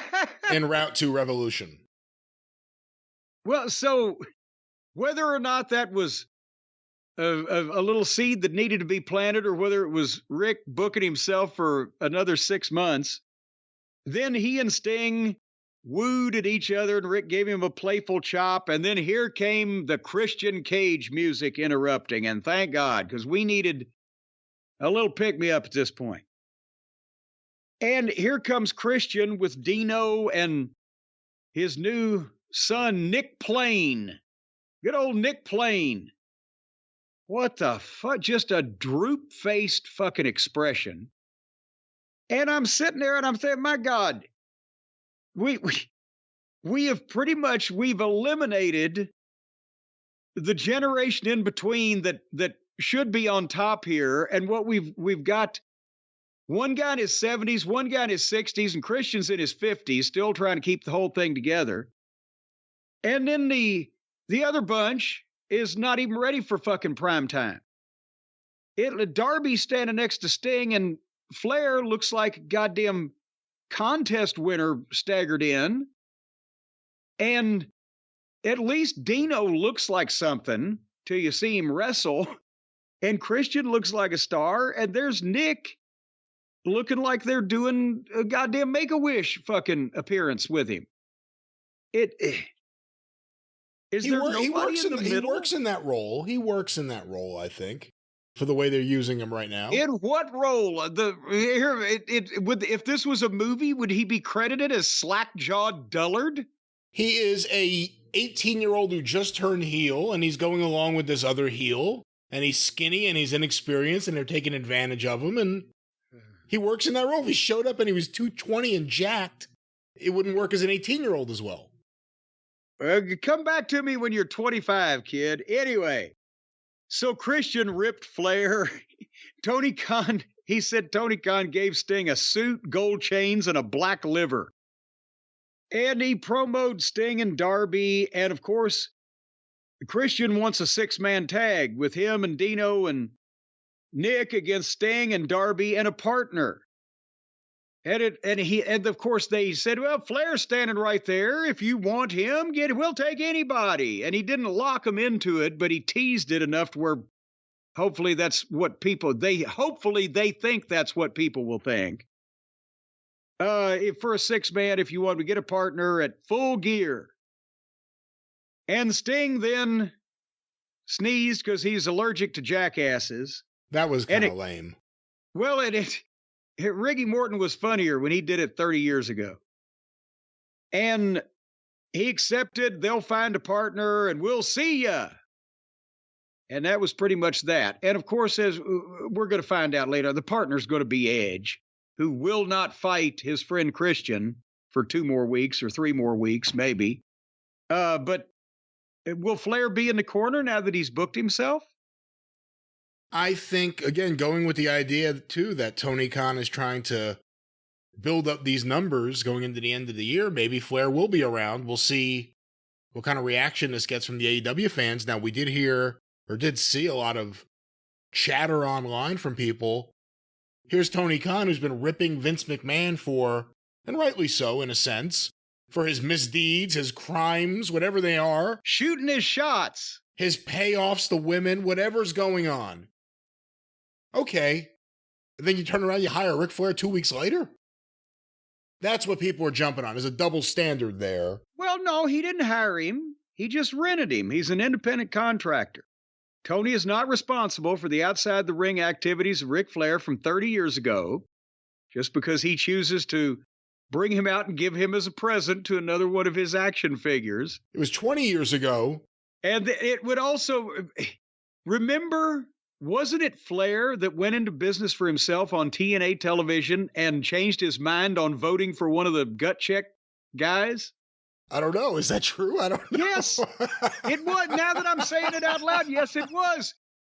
That's why I'm saying Flair will fucking just blurt things out. I think he said, yeah, I'll be with you the whole way till March. So Tony would book him on every pay-per-view at every show now, because Flair was the deciding vote on one of the gut check guys, and it was a work, obviously. And they told him to vote no, and the guy fucking fired up and did something. And Flair said, fuck it, I'll vote for you. And they had to give him a contract. So who knows? Did you ever think working with Ric Flair, and of course you were very close to Ric Flair, you were put on the booking committee by Ric Flair, did you ever think that when he was in his mid to late 70s, this would be his fashion sense? No, I didn't. No, I didn't get this. I assumed he was going to be a Michaels of Kansas City customer until his final days. I didn't know that he'd go to Snoop Dogg's of Brooklyn instead, or whatever he's. Is Michaels of Kansas City on acid? I'll tell you, my Aunt Lola had a couch cover in the 60s that looked like his suit he was wearing this particular evening.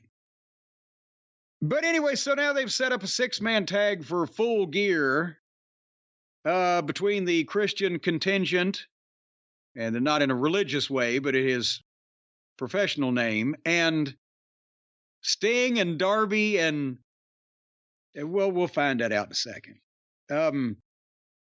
Did you watch any of the Jericho sit down with Renee Moxley Good about being roughed up and manhandled by our friend Willie Hobbs? Yeah, I watched it to see what he was going to say. Well, what'd he say? Because I didn't. He has never been treated like this. Renee's really getting into her acting on the show. If you watched her in the earlier segment, her body was turned towards the camera while she was holding the mic for no good reason other than she wanted to be seen on camera. But Jericho ended this by saying that he has friends too, and he's going to bring in someone bigger than Powerhouse Hobbs to help him. So that's what Big Show's doing these days.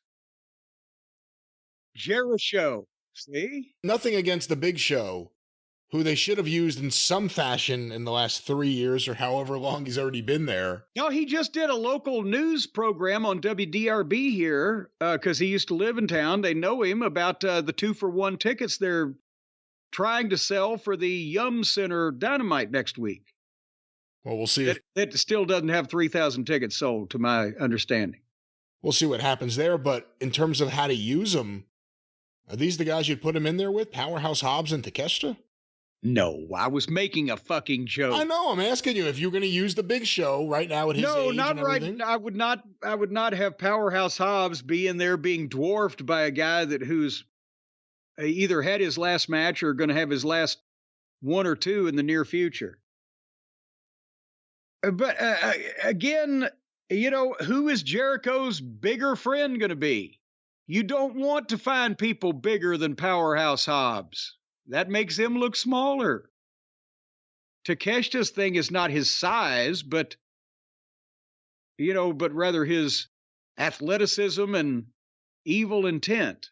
Should it be a swerve? Should he bring in the smallest wrestler he knows? And then beat Powerhouse out like he's Bobby Heenan. And Dick the Bruiser brought in Little Bruiser. Chris Jericho and Riho versus Powerhouse Hobbs and Takeshita. What about Chris Jericho and Little Jericho? If they could find a midget that looked just like Chris Jericho. There could be the walls of Jericho. There could be the curb of Jericho. I'll end on that one. So the next match was Matt and Jeff Hardy teaming up on free television in a fucking cold 6-man tag with their partner Isaiah Cassidy, because Isaiah Cassidy had a tag team partner named Mark Quinn, till apparently Mark Quinn is hurt so bad we're never going to see him again. I don't know what the fuck, where he's at. And they had a babyface match against the Buckaroos and Hangnail Page so they could play with their 6-man tag team belts they made up for themselves. And one of the iconic named tag teams in modern wrestling history, and they're reduced to having cold matches with other baby faces for a meaningless championship, and doing the same shit that the Buckaroos and Hangnail always fucking do. But now it's iconic names that potentially could have drawn some money upon their reunion had it been handled right, that are now just drifting down the river of mediocrity and despair and irrelevancy. Did you hear the crowd reaction? Speaking of irrelevancy, did you hear the crowd reactions to specifically the Bucks and Page, but even the Hardys? Blah. Yeah. Well, even if they don't really like the Bucks and Page, they probably don't want to boo them because they're technically supposed to be heroes around there. But at the same time, even though they probably used to like the Hardys, what is there to like right now with this presentation especially? So they don't really want to boo anybody or cheer anybody. They just want it to be over with. Which I skipped ahead until it was over with. Did I miss anything? No, it wasn't that good. It was a typical of the Bucks trying to do their things and Matt Hardy going slower than everyone else in there. And when Jeff Hardy does everything, he has the innate ability to make you think either he's fucked up, not that he's fucked up, but that he fucked up a move. Injured. Or just something's injured wrong. Or in pain or in agony. You can never tell what's intentional, what isn't with him. But no, beyond that, to me, the story was the crowd. The Bucks, like we've been saying, they don't get anywhere near the reactions from anyone that they used to. The bloom is off the rose. Well, the bloom certainly fucking drooped at the end of this thing because you could hear the silence when people were watching, because they leave the Buckaroos at Hangnail in the ring, and then suddenly up on the big screen pops up Swerve Strickland. And Prince Nana is with him. And they are at what we are led to believe and told is Page's front door of his house. and they somehow get in or break in. I don't know. Did Prince Nana do the credit card thing? We've seen it on cop shows. Apparently, Paige is a big-time professional sports star, but he can't hire a locksmith, and he's just got little fucking shitty locks. But they break into Hangnail Page's house, and they are doing a live remote. Again, yes, you can now stream video from your phone, right? You can live stream what you're doing on Facebook or on the internet or whatever. But they still haven't worked out how you can break in at random on a goddamn national television program from your phone. Have they? Well, you could stream it to the truck, and then the truck puts it on the big screen. And then they cooperate. That's right.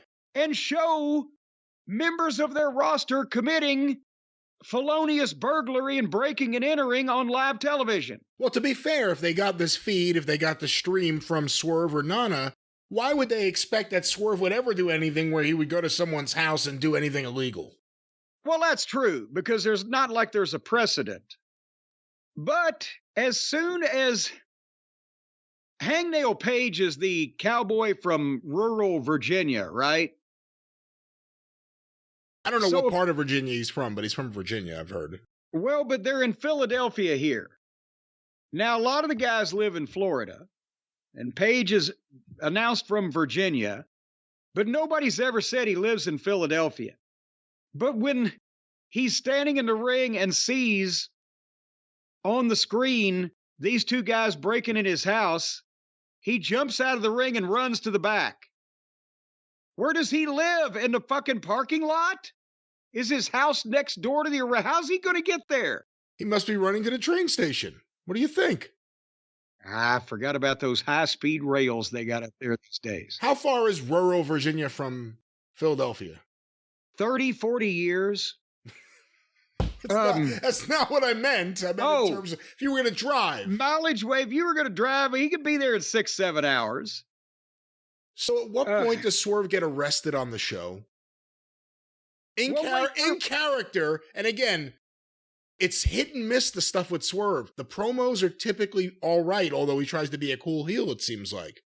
The matches are good. The fans are into him. Again, a cool heel, it seems like.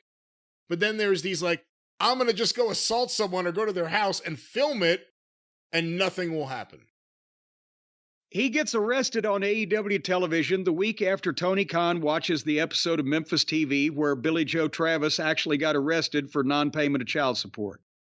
But they talked the cops into waiting until after he went out and did his segment, and then they showed it on the air. Anyway, Nana was there, and he was jumping around in the kitchen eating berries. But Swerve was being serious. And he was like, Page owes him. He cost him an opportunity. And he wants Page to pay him what he owes him. And then suddenly, Swerve hears something. And they're walking down the hall. And now, I don't know. I think maybe Nana had the phone at first, but then Swerve got the phone. And you see the video shaking, and you hear the clump clump as they're walking down the hallway, and then they walk into the kids' nursery. And now Nana is like getting a limber tail. He's getting squeamish. He's like, oh, man, I don't like this idea, man. And Swerve sets the camera phone down, so he's, I swear to God, the shot is him kneeling over the crib, but you can't see the inside the crib. The baby that he heard and went down the hall and found the fucking crib is allegedly in the crib, but you never see the baby. You also never hear the baby. And he cuts a promo over the baby. Should you pay your daddy's debt? Maybe one day, but not today. And after he cuts this long, threatening promo, he throws the kid a Swerve t-shirt, and he throws it into the crib where it would have landed on the baby's fucking head.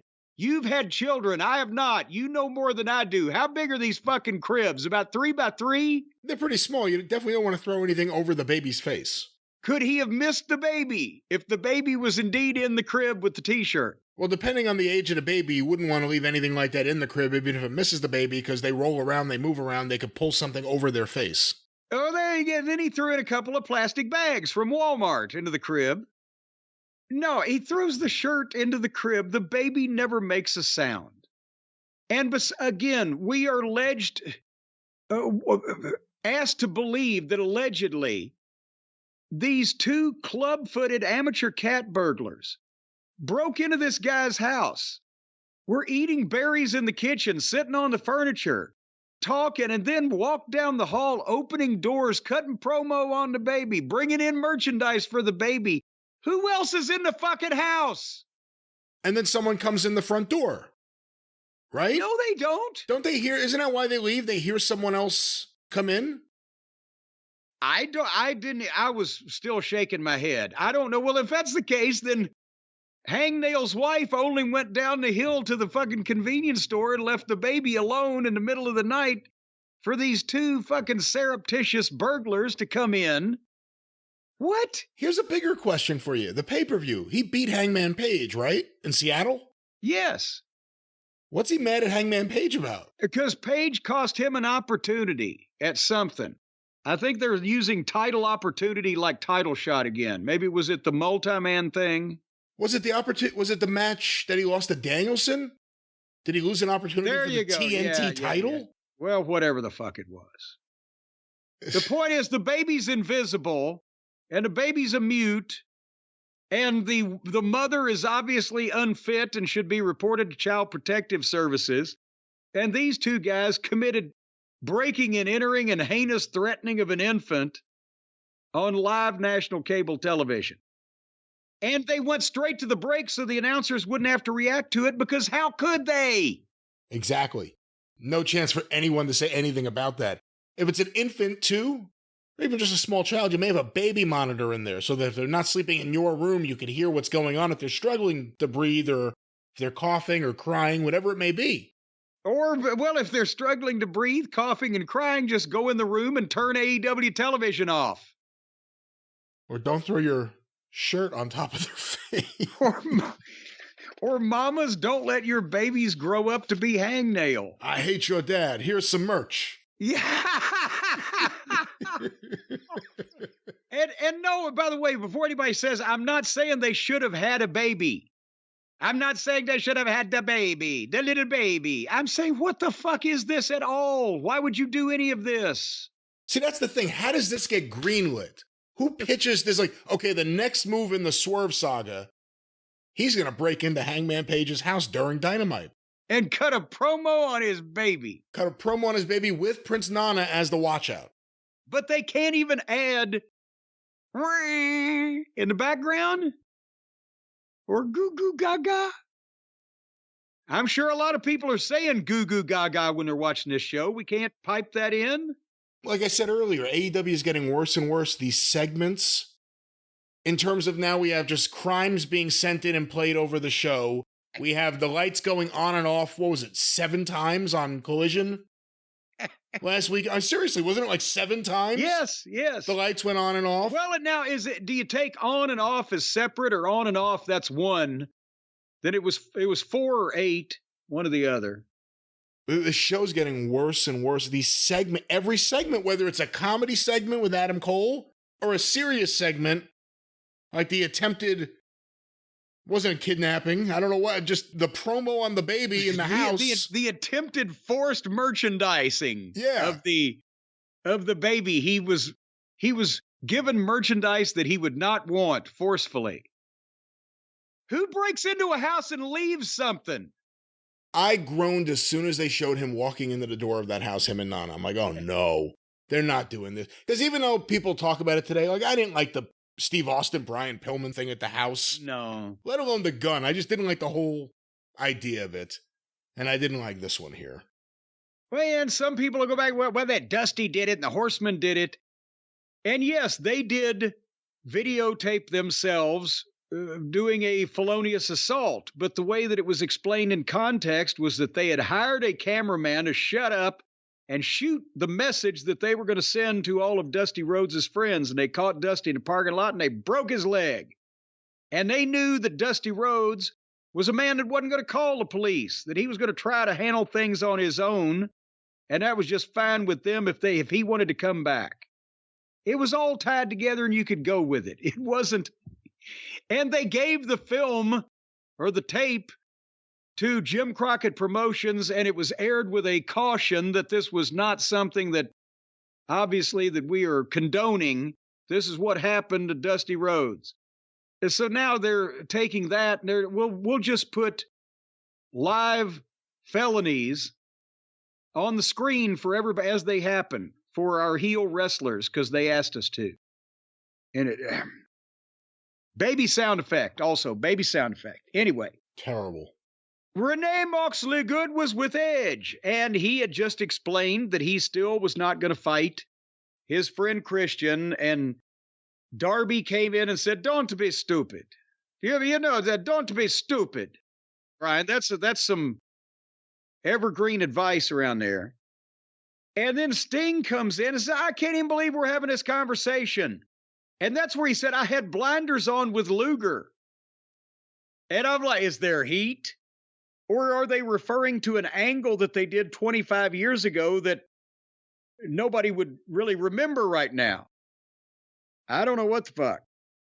But Sting he did everything but slap Edge in the face. He's shaking him and patting him on the shoulders. "Open your eyes." And then he says, "We go way back. Don't mess it all up now. Get with it." I'm like, you go way back where? Where have you ever interacted with this person? Sting has never been in the WWE until Christian left, right? Right, and when, not Christian, you're talking about Edge, Adam Copeland. Or, I'm sorry, Edge, rather. Sting was never in the WWE until Edge left, and then Sting was there briefly while Edge was gone, that Edge came back after Sting had left. Sting has spent time with Christian in TNA. Is he confused as to which part of the team that he goes way back with? Because he has much more history with Christian than he does with Edge. What the fuck are they talking about here? Where would Sting and Edge have ever interacted before in public to go way back, or anything that we've ever heard of in private that has ever even been intimated as to where they go way back? No, when Edge came in, one of the things he said was, he's never been in the ring with so many different people. He named Sting. Yes. I've never been in the ring with Sting before. But apparently they go way back. They go way back. But now he's going to mess it all up if Edge doesn't get with it. So apparently Edge is going to be the third partner. And they're right. What the fuck's Edge's problem? Again, I'm here to help my former friend who's a complete dick. Yes. He's setting babies on fire in the streets and stealing old women's S&H green stamps. So naturally, I will not fight him. I'll just wait until the other criminals he's with stab him in the back, and then I'll help him, because then he'll be sorry he committed all these crimes. This is the logic? Help me. Well, seemingly it is the logic. I can't really explain it. Obviously, we think we know where they're going. It seems pretty apparent. This may be one of those times where the right thing is to do what's obvious and not fuck this up any further. And we'll see where they go. Edge and Darby and Sting versus Christian and Nick Wayne and Luchasaurus.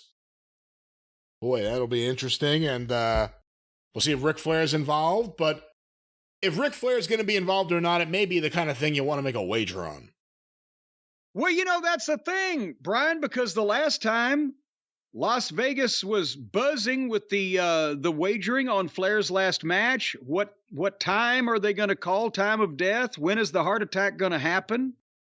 When is Rick going to be dead in the ring for 5 to 10 minutes before they stop the match? All kinds of wagering could have gone on. They certainly could have. There's certainties to this equation. But folks, I'll tell you what, if you've been waiting for the NBA to come back, the National Basketball Alliance, well, they're back. Association. And they're associated with DraftKings Sportsbook. So if you want to bet on National Basketball Alliance games, all you got to do is go to and associate with DraftKings Sportsbooks. I'll have you know that right now, DraftKings, an official sports betting partner of the National Basketball Alliance, is celebrating an unbeatable offer. It's the association. They're the partners with the NBA, the National Basketball Association. There is no alliance. Oh, are they in competition? Are they like outlaws competing with the National Basketball Alliance? There's 2 leagues in competition for supremacy? Well, no, there's one NBA that is a registered trademark. Well, that's right. The only NBA that you're wanting to talk about is the one that's partners with DraftKings Sportsbook, the National Basketball Alliance. And right now, new customers can score $200 instantly in bonus bets. All you got to do is bet $5 on the NBA. Win or lose, it doesn't matter. Well, it matters to you. You might be pissed if you lose. As a matter of fact, if you lose, it might ruin your day. But they don't care because they're still going to give you the $200 in bonus bets. And you're going to start the season off the right way. And with DraftKings parlays, everybody's got a shot at even bigger basketball wins. Brian, are you a basketball connoisseur like you know the baseball? Not like I know the baseball, but I've always loved the Knicks, just like my dad did, and they've been bad for a number of years, but it seems to be the situation getting better, but ownership sucks. But there's always something to look forward to. I don't think we needed all that detail. But nevertheless, like DraftKings says, basketball's more fun when you're in on the action. When you can call them up, and all you got to do is download the DraftKings Sportsbook app right now and use the code JCE, and they'll let you right into the thing. And then you can bet on whether Meadowlark Lemon is going to score a 3-pointer in the finals of Game 9 of the NBA series. Well, no. Or you could bet whether Curly Neal is going to travel or whether he's going to be able to successfully execute that dribble all the way down the court and between Geese Osby's legs. I don't know if any of these classic Globetrotters are still alive, so I don't think you could bet on any of these things that you're putting out there, but there are real basketball players playing in the real NBA, the National Basketball Association, and you can keep up with what they're doing, and if you know your stuff, make a few bucks while doing indeed that. Well, if you want to bet on the Outlaws, that's up to you, but right now, folks, download the DraftKings Sportsbook app and use the code JCE, and that's how you're going to get the $200 in bonus bets instantly for betting just $5. Only on DraftKings Sportsbook with the code JCE. Download the app, and the crown is yours. So you're going to get crowned as soon as you deal with the people at DraftKings Sportsbook.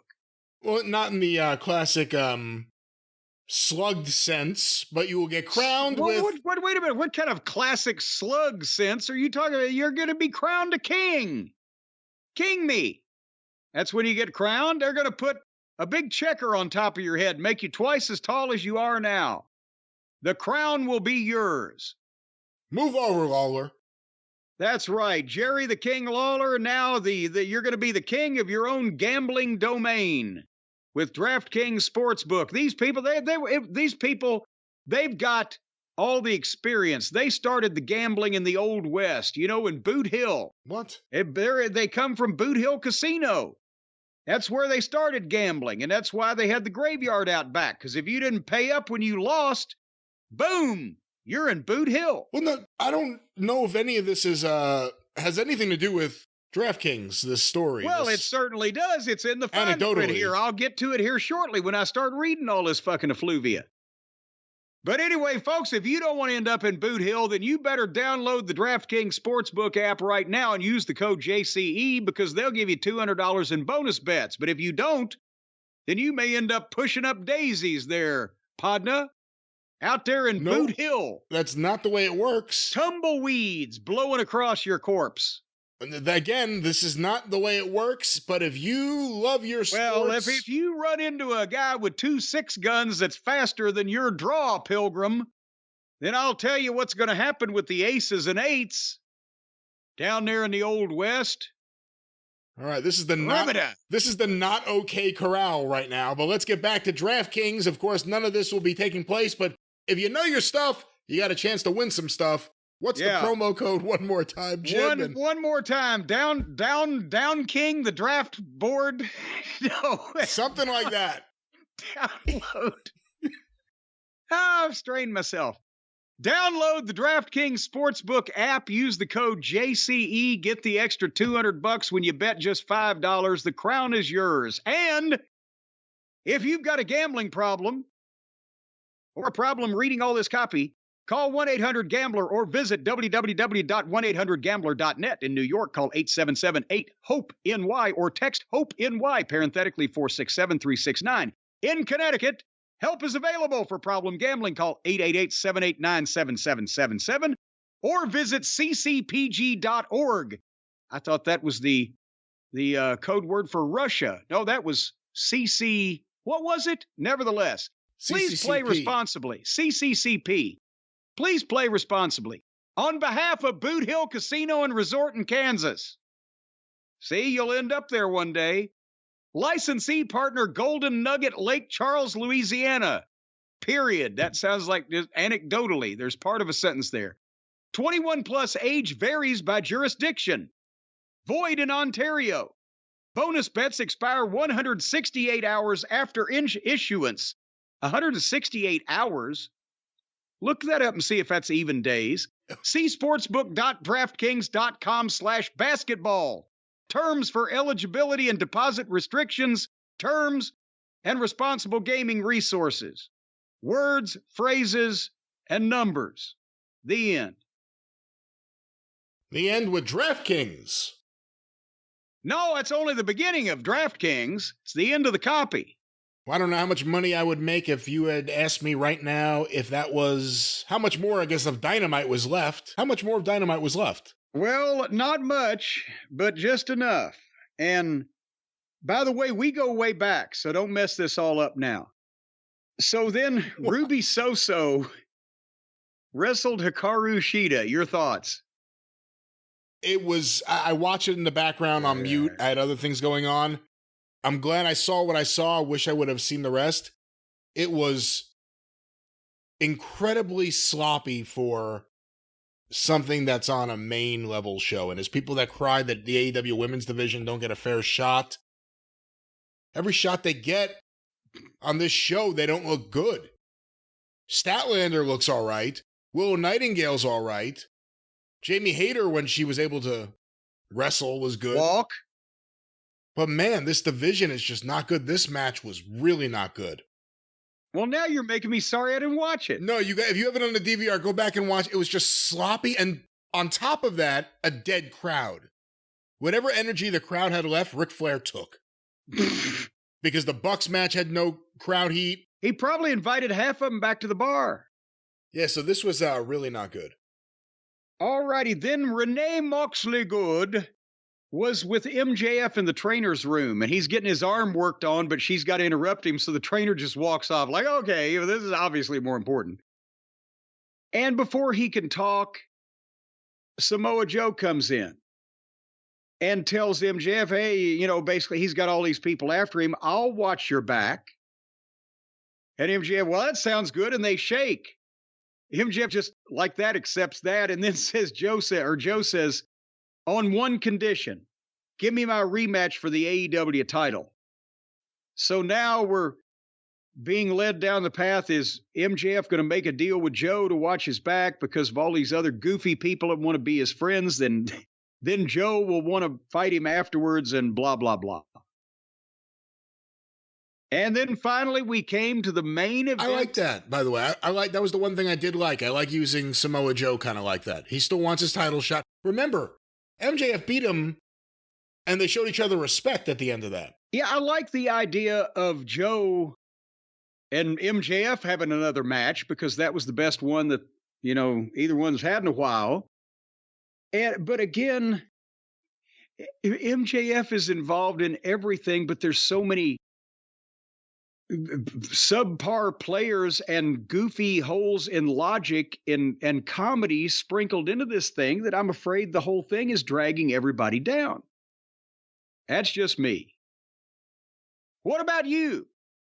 Again, I like the MJF Samoa Joe thing, but MJF's now involved. We said it last time, and then it ended up happening more on this show. He's involved in multiple different things with multiple different people. Wardlow, Omega, Adam Cole / Roddy Strong, Samoa Joe, Bullet Club Gold. I mean, he's the world champion. Everyone should be. David and Bennett are in there. Yeah, I mean, he's the world champion. Everyone should be going after him, but... Yeah, but most of these people aren't main event people. They don't have a lot of main event people. That's the other problem. Ooh. Well, speaking of the main event, let's get to it, because I've got very little to say. Danielson and Claudio faced Pockets and Okada. They bring Okada to the United States. He's supposed to be a big goddamn deal in New Japan Pro Wrestling. They want, apparently, the United States audience to like him and to think he's as big a deal as the New Japan audience does. So they bring him over here and they put him on TV and they partner him up with the mascot. How are anybody in the United States that are not familiar with Okada or that he's a big star there supposed to take him seriously if this is how he's portrayed to the people that don't know who the fuck he is? And that's that. That's my comment on this fucking match. Because I wasn't going to watch anything involving Pockets because my time is valuable, and if they don't take it seriously, I'm not going to either. And then you said, well, what did they do for the finish? Because people have been telling me, what about that fucking finish? And so I go back and zip through the whole show on DVR again to look at the finish, and they can't manage their time, and my DVR froze. The match was still going on. I don't know what the finish was. So can you tell me what they did for the finish? The finish was Claudio got the win, but Orange Cassidy punched Danielson in the jaw, and then Danielson went down selling his jaw, and everyone was concerned. Moxley and the doctor. And then... Wait a minute. So Bryan Danielson, many people say the best in-ring wrestler in the world, one of their main event guys, got knocked out to the point where the doctor had to be called into the ring by one punch by this fucking emaciated Valvoline mechanic. Well, not knocked out, just knocked down and obviously teasing some jaw damage. At that point, the other party came in, the best friends and Statlander and Hook. Oh, boy. To watch Orange Cassidy and Okada. Oh, and Rocky Romero. To watch Orange Cassidy and Okada's back. And then you get this weird, square off. I keep calling it that. This weird face-off between the Blackpool babyface heels and Orange Cassidy and his folks. But did Claudio cheat to... Hold on, I'm going to play this. If Claudio didn't cheat to win, then why did the other babyface knock his partner out? Well, let me try. I got it on my DVR. I have it here. Okay. I have it here on YouTube, actually, because it's not on the episode. So AEW put up the last few minutes for everyone whose DVR didn't capture it. Yeah, because nobody that DVR'd the show was going to see the finish either, like every fucking week, so they have to put it on YouTube, even though they've got a television show, because they can't manage their time. So can you explain to me, by watching it, what the fuck happened? I'm a little past 8 minutes into their video. Okada is in the middle of the ring. He is lifting his arms in his Rainmaker pose. Orange Cassidy is taking advantage of that by giving him a hug. The camera zooms out again. Danielson, with a dropkick, kicking both competitors in his new green and blue trunks. I thought it was a one-time thing in Seattle. It's every time thing now. Him and Okada going back and forth. Okada's a foot taller than him. Yet the dropkick was unimpressive. He did not really take Danielson's head off with that dropkick. And while Okada has Danielson from behind, Orange Cassidy gave him the punch. Okada turned that into his Rainmaker clothesline, and now he goes for it on Claudio. Claudio instead off the second rope with a European uppercut, which always looks like shit. And now he gives one to Orange Cassidy, who he throws high in the air. Claudio, clean pin Orange Cassidy.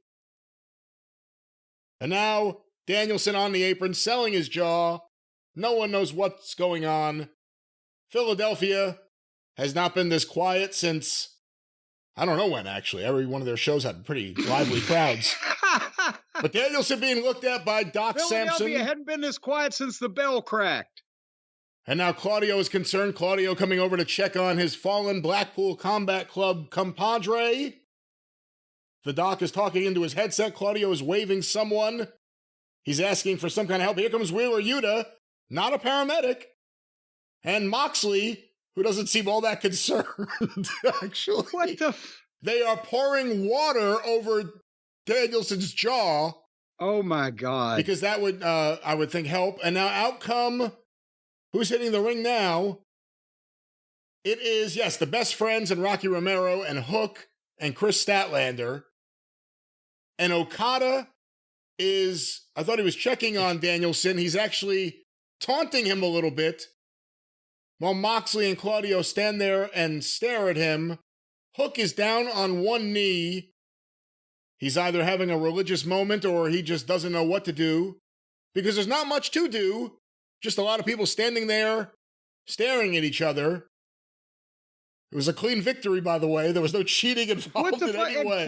Claudio, next week, they just announced next week, Claudio Castagnoli versus Orange Cassidy.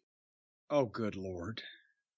So they beat Okada, right? No, they beat Orange Cassidy. Or they beat, okay, at least they beat Pockets. So to give him some level of heat back, as they say, the kids these days, they have him knock out Danielson to the point where he needs medical attention with that fake, phony-looking fucking buggy whip arm punch. Listen, the end of this show is everyone standing around like they don't know what to do. Like they're waiting for someone to say, it's over, go back now. Like Okada, it was like he was taunting him too much.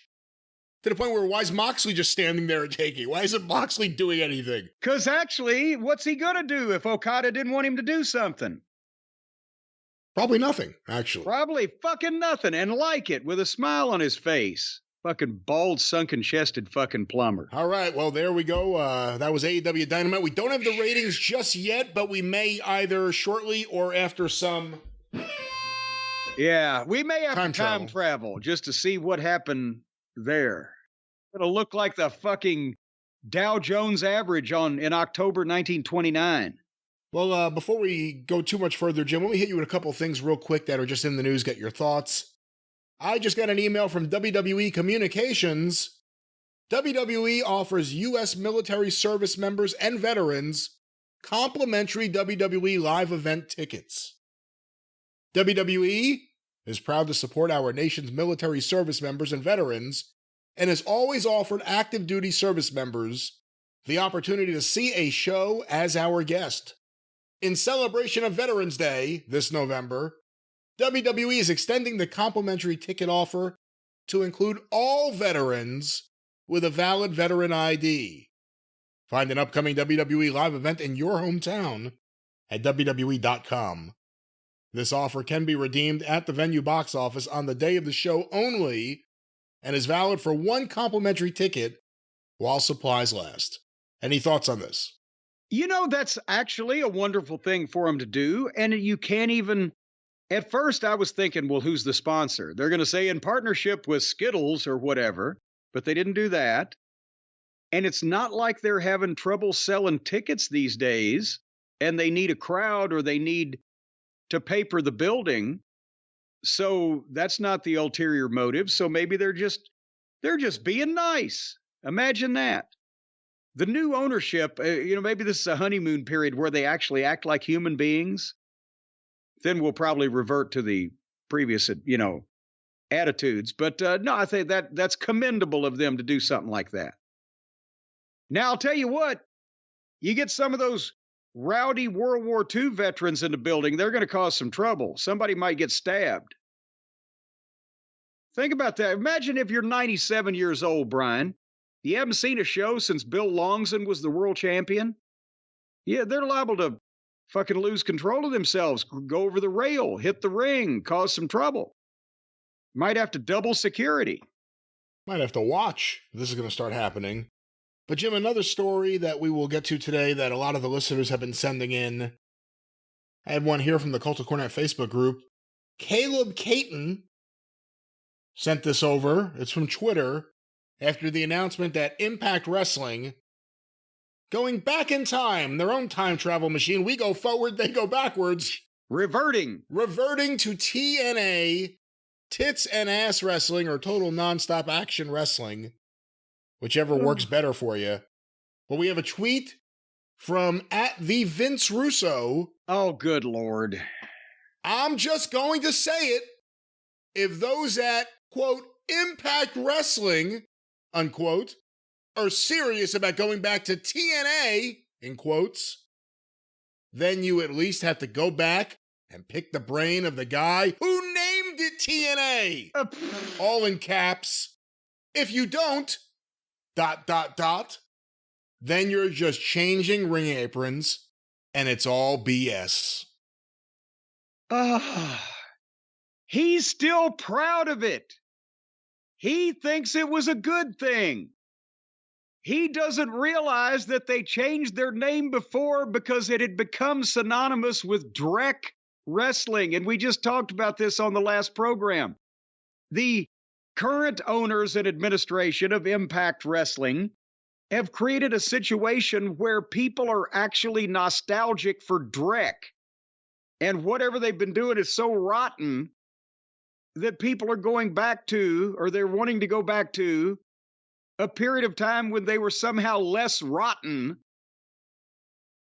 And that's a standard. And now this fucking clueless moron thinks this is all a good thing, and he wants to be a part of it. Naturally. Because he wants to be a part of anything. Because nobody wants him to be a part of their thing. They want him to be a part from them, a long way apart. For the kids who say this is toxic and that's toxic, old Shitstain has reached that high bar.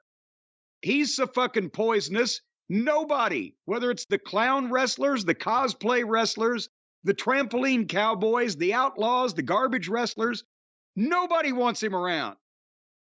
But he's begging again. You see, that's the thing. It's the begging part. Do you think he's really doing, like, is this for show to get attention, or does he really think they're going to have Why do you want that kind of attention? Well, are they supposed to have a conversation? Hey, did you see Vince Russo's tweet? Yeah, I did. You know what? Let's bring him in. Maybe now he has interesting things to say. As opposed to never in the past 20 years. Right. What is this supposed to prompt? That's why I say, is it That's for attention? He doesn't realize what he's doing, and it's sad out in public. And if I cared anything about him as a human being, which I don't, I'd feel bad for him. But since I fucking hate him and think he's the most miserable piece of shit that ever walked besides Donald Trump, I can laugh at this. And again, he's begging people, talk to me. I did this 30 years ago. I did this 28 years ago. I've done nothing else before or since, but talk to me. He's always telling Vince and Vince's minions, I can tell you how to make Raw better or SmackDown better. Now these dipshits, I can tell you how to make tits and ass wrestling better. No, you can't. You're the reason they had to change their name to begin with. It's been so fucking long since it's been rotten in that way that the people are more used to the current rotten, and they want some different rotten. That's why they're going back to your name, but they don't want you to be involved in it. So get a hobby. Do something else that you could be good at. I know you're only 62, Vince, but you've had a little time. Maybe you could find that thing that you're good at. But quit begging for jobs from people that do not want you around. They've all smartened up at this point. My point that I was making 25 years ago has gradually sunk into everybody else's head. You're an idiot, and you don't know what you're doing. and nobody wants to play with you anymore. So go the fuck away. Quit begging. It's cheap. It's tawdry. Good Lord. I understand he submitted a resume, but in sending it to Scott D'Amore, he accidentally sent it to Scott Dickinson instead. You got the wrong Scott, like you got the wrong Mike that one time. And unfortunately, the other people that he tried to send it to, he violated his own restraining orders against them. See, I'll close by saying he still thinks that it was a good thing, as we talked about on the show last week, that I went to advertisers or cable people, and the first that they laughed, tits and ass wrestling. And it was a joke. It was his emotionally immature, arrested development idea of a joke to that what he thought would appeal to the low-class, trashy people that he thought watched wrestling. And it was a fucking joke like him and his whole goddamn life and his whole career. I'm done. I mean, that's the other thing, even just evaluating the name. Fans will think there'll be women half naked. Yes. That'd be great. That'll make them watch the show. Not the wrestling. The women who are almost nude, but not nude. That's the Vince Russo update here today. Still begging.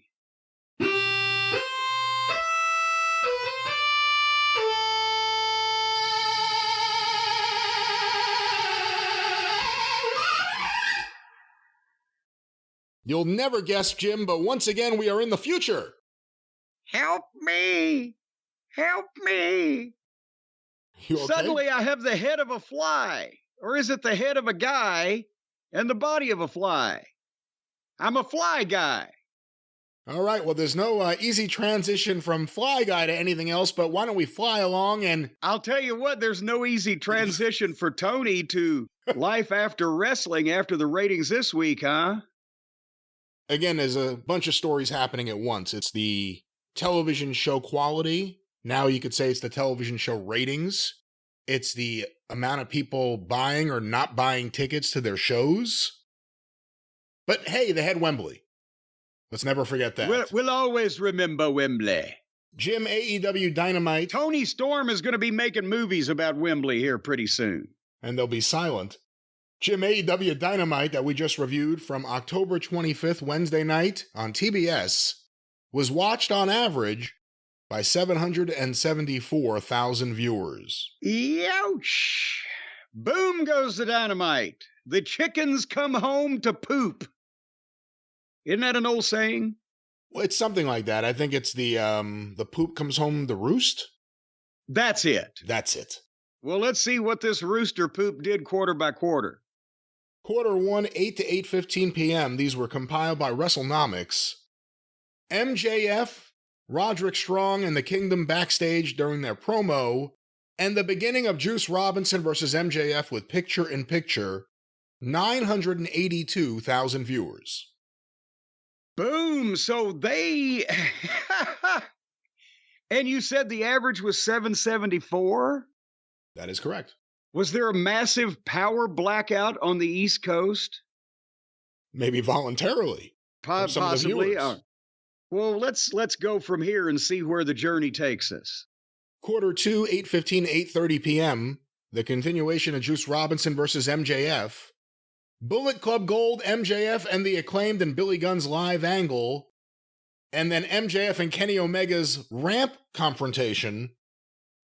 936,000 viewers, and also the high point in the key demo, 394,000. So they couldn't, even with all that MJF that they were spreading around the first half hour, they couldn't keep people there. Well, whatever they started from, the Big Bang must have been popular that evening. Maybe they just lost 50,000 of the Big Bangers that didn't like the Bang Gang ganger clangers. Should there be a crossover event with the Bang Bang Gang and the Big Bang Club? What is it? The Big Bang Theory. Everybody could get banged. It could be a big fucking deal bang. They could call it the Big Bang. Start all over again. Well, let's see how they started for segment 3, 8:30 to 8:45 p.m. An ad break. A Wardlow video. That may have been the high point of the demo. No, go ahead. The Wardlow video. Hook and Rob Van Dam versus Alex Reynolds and John Silver of the Dark Order with picture-in-picture. 752,000 viewers. Oh, my God. That's 100 and, I can't do this math, 184,000 people in 15 minutes said, fuck you? What did the Super Bowl start on the other channel? And for the record, the key demo went from 394, the high point, to 286. Yeah.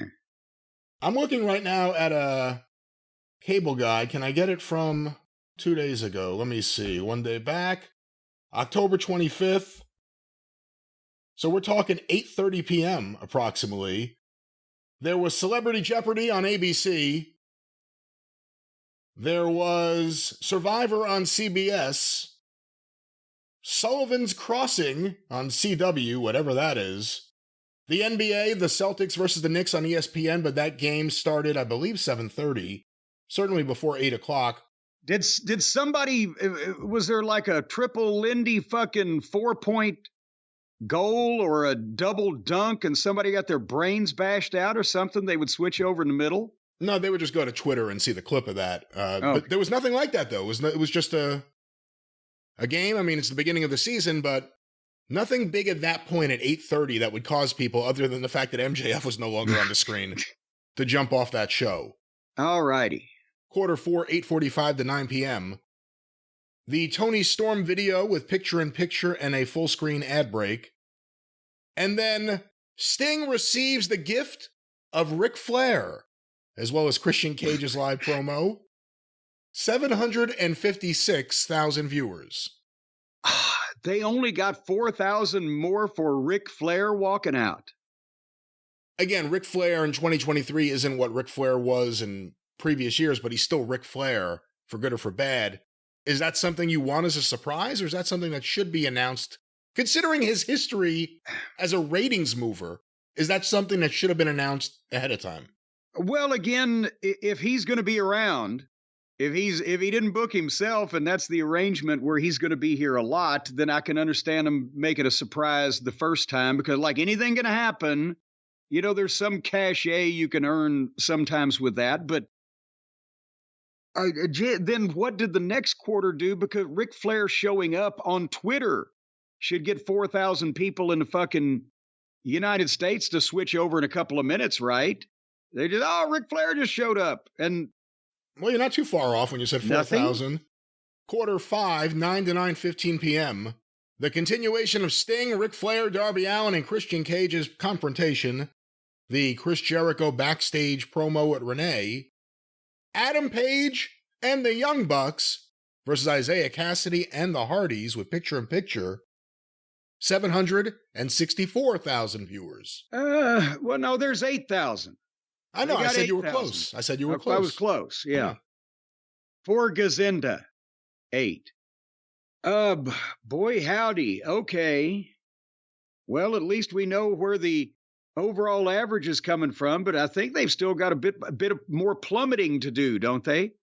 Well, Q6, when you put it like that, it's nothing but funny. When Q6, 9:15 to 9:30 p.m., the continuation of the Bucks and Page versus Cassidy and the Hardys, with the post-match with Swerve Strickland and Prince Nana breaking into Adam Page's home and terrorizing his baby.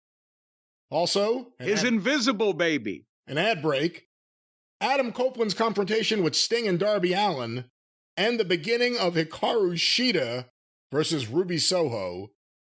726,000 viewers.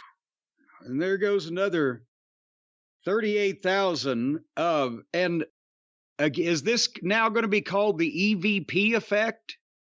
If this was science fiction, I think it is science fiction. If you look at it fairly, without any personal feelings or anything involved, when was the last time the Young Bucks had a positive impact on AEW programming or events?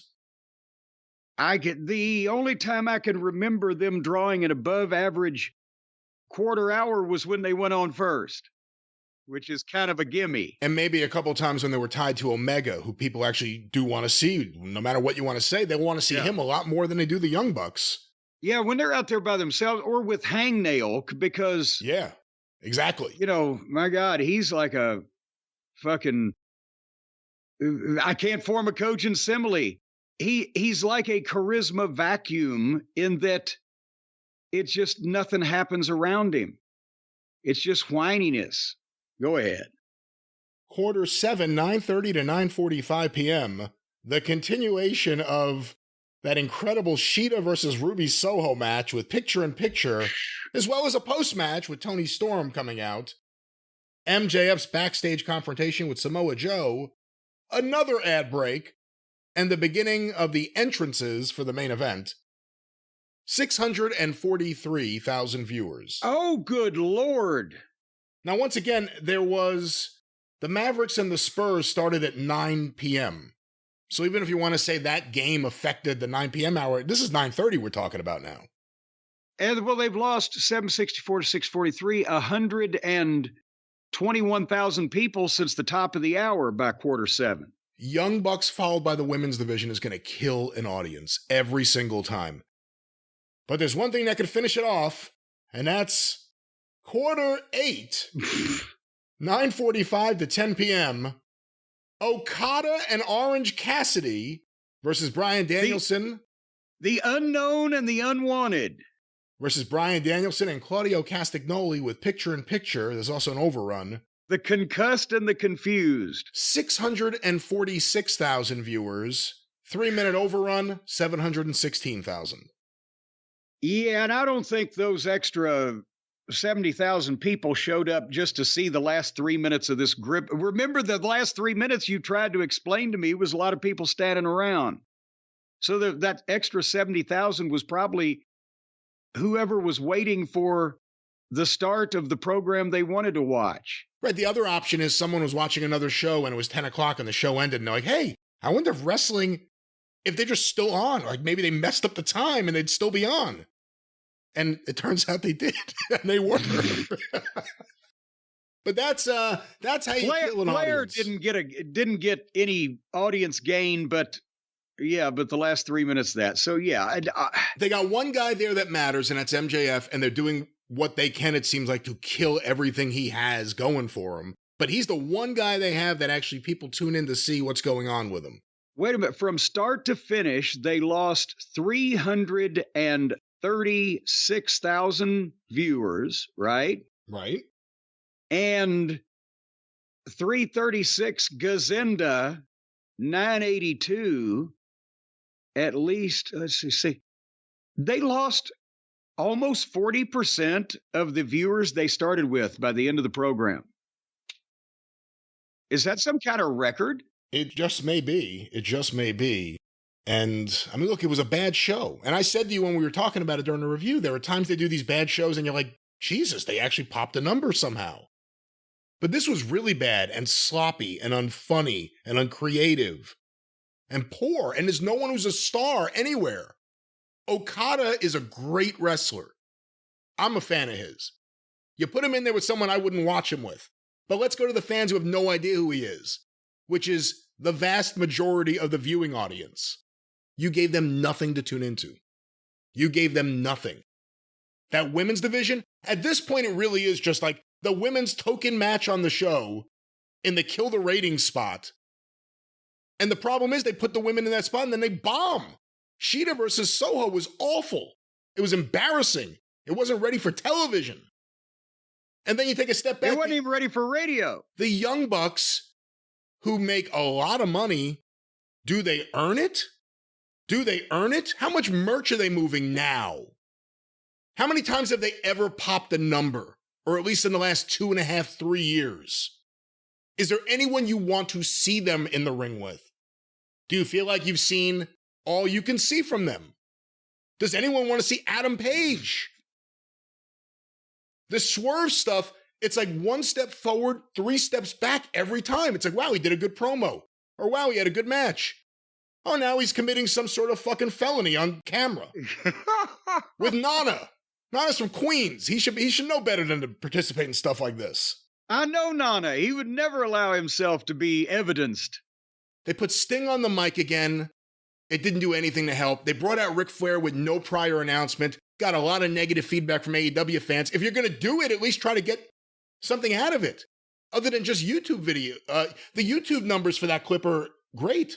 It's better than everything else on the show that no one wanted to watch. The promotion's in such bad shape. I'm trying to pull up right now because someone just posted it before. Here are the numbers. Let's real quick talk about this. AEW Wednesday, November 1st at KFC Yum Center in Louisville. I just saw this on the Twitter. The current setup in that building, and you can correct me, it's 20,000 plus seats, I believe, right? Yes. It's, well, I mean, I think they can do up to 22,000 for basketball with concerts that have stages. It comes down a bit, but Jesus Christ, yes, it's a giant fucking building. Giant building. WrestleTix put this up. The current setup is for 4,295 people. The current tickets distributed are 2,556, which is up 319 in the last week. They sold 319 tickets advertising on Raw, having the Big Show basically give away tickets at OVW, whatever was happening there. They're buying spots on SmackDown too, be fair. And there are currently 1,739 tickets available. Now look, you have to think there will be some kind of walk-up, and maybe they'll be able to fill the 4,200 seats plus. Out of the 22,000. Why are they running? Are there other buildings that are in the 5,000 seat range in your area? Well, again, they could go to, I don't know what they're doing with Broadbent Arena at the fairgrounds these days. Seats about 6,000. They usually do rodeos and things in conjunction with the state fair, but there's been wrestling. Crockett ran there in the 80s. I believe Impact has done something there in the past, or when it was TNA or whatever the fuck. There have been house shows. I think even WWF, whichever, had a house show there. But it might not look great on television, but goddamn, it would be cheaper. And you might be able to see some of the people in there. If you can only get 3,000 to begin with, it'd be half a house instead of a tenth of a house. All right, and here's another idea. If there's not a place in a town that you can't draw more than 25% of the capacity of the building, maybe skip running there. The problem is, it seems like there aren't a lot of places they can go and draw people. I mean, again, pay-per-views are a little different, especially if it's a big theme thing and people are traveling in for it. But, I mean, this is something we actually said if you go back in like 2019 before Dynamite ever started. We know there are people who will jump on a plane and go to Chicago or Vegas and want to be a part of the festivity of AEW. Yeah. How long is that going to last for the actual weekly television tapings? And it didn't last long, but it held up pretty good, all things considered, especially with the pandemic. They've run everyone off. They're about to do Omega and MJF at Mohegan Sun. You think that's going to draw? Do you know where that is? It's in the middle of nowhere. Well, and it's noted in the wrestling industry because Vince has done Raw there before, because it's right down the road from Stamford and right down the road from the office, and they've got an arena. But it's not like it's a prestigious, travel location. It's a casino in Connecticut. And they're just throwing that match that that's a match I would pay to see. That is a match I would pay to see. MJF versus Omega. It'll be a match on Collision in Mohegan Sun. Did they book that because somebody just realized, wait a minute, he's going to be champion longer than Kenny was in 2 weeks? Oh shit, let's do something. See, there is something there. If you gave that a build over time, right? There's a story that could be told there. Instead of all of a sudden. I'll go out on a limb and agree with you and say that I would rather see Kenny and MJF at the main event of the pay-per-view than MJF and Jay White, if they're still doing that after MJF has a handicap match against blah, blah, blah. I think they should have switched that. Yeah. Seriously, what match is people going to pay for? What match are people going to pay for? A lot of people don't think it'd be like it is, but it do. You're right, though. Jay White versus MJF is the TV match, even though that's the feud, but it's not really a feud that's helping MJF. Omega, here's the thing. Out of all the feuds MJF's currently in, I think the fans want to see him in Omega. I think the fans still want to see him in Samoa Joe. Yeah. I think the fans may be interested in him and Wardlow just because this is kind of the last shot for Wardlow. Like, if there's nothing here with this, there's nothing here. And then there's like Bullet Club Gold at the very end of the list. So we shall see. But, you know, AEW this week, like you said, 300 and something thousand viewers, 100,000 viewers, I should say, shaved off, just shaved right off. Just clipped, just buzzed. Are they doing it effectively? I mean, these are just big drastic cuts from quarter 2 to quarter 3, and then from quarter, 6 to quarter 7. Should they pay closer attention? Do they need new instruments? Do they need new tools to do this? Am I making any sense, or is this just gibberish? No, I can do something with it, but then again, I'm a miracle worker. The thing is, you don't want to make massive cuts when you're doing your personal grooming. You don't want to talk about anything about massive cuts or just chopping shit off right and left, willy-nilly, indiscriminately. You don't want to talk about that when you're talking about your personal grooming, Brian. That's what you were trying to say, wasn't it? Yes, that was what I was trying to say. Well, there you go. Then I just said it for you. Thank you, sir. And I'll tell you something else I have right here in my hand, ladies and gentlemen. Let's not do that on the air. No, that's not what I've got in my hand. I have right here in my hand, ladies and gentlemen, I'm telling you what, I've been up and down the highways and byways of America. I've done my boarding with the warden, and I've lived on the bounty of the county, and never have I seen a more incredible personal grooming product than our fine friends at Manscaped have brought to market than the Lawnmower 5.0 Ultra. It's so good, it's not only a number higher, but it's got a nickname too. And I'm telling you what, it deserves all of it because they have taken the greatest personal grooming product on the planet and improved it, made it better, made it stronger and faster than it was before, and it comes packaged so nicely. Brian, I had to save this because not only does it come in its own little hard case carrying box implement case, but even the packaging, the cardboard overwrap with a tear strip so that you can open it up and see the package within is such high quality. I want to set this on my shelf. I want to make it a display item. I'm tempted to get 2 of them. 1 of them I don't have to open and keep it as a collectible. It's beautiful. I wish Mr. Manscaped would have, it's amazing that he took his last name and made a career out of it. I don't think that's how it worked. If he would have autographed this with a silver Sharpie, this thing, I'd put it in a shadow box. But are you ready? I'm gonna pull the tab and open up this incredible Lawnmower 5.0 Ultra with the skin-safe technology, the dual head system, the waterproof body. It's compatible with USBs and other things. I can't see it. I ain't got my glasses on. It's got the dual temp LED spotlight and the travel lock. Would you like to hear me open this overwrap? Oh, you're really going to do this? An unboxing live on the air? I'm going to do it. All right. The 5.0, the Lawnmower 5.0 really makes you realize how long they've been with us. I think we started with the 2.0 with them. I believe we did. But let's do it. And before that, I was just using my garden shears and Harley's poopy butt trimmers. But anyway, listen to this. Boom! Pull that strip and the top of the cardboard display box unfolds. My God, the We Save Balls Manscaped logo is on there, the gold standard of groin grooming. Inside the cardboard box, you have a pull tab that contains your entire instruction booklet. And boy, it's available in, looks like at least 4 or 5 languages. But you got all the information right there. And then there's a little pull tab so that you can pull the beautiful, hear that? Lawnmower 5.0 display case out of the goddamn deal. It comes in a little tray. You've got your, carry bag that you unzips and you put everything in there. It's even got a do not eat silica desiccant package in case you ever need some silica desiccant.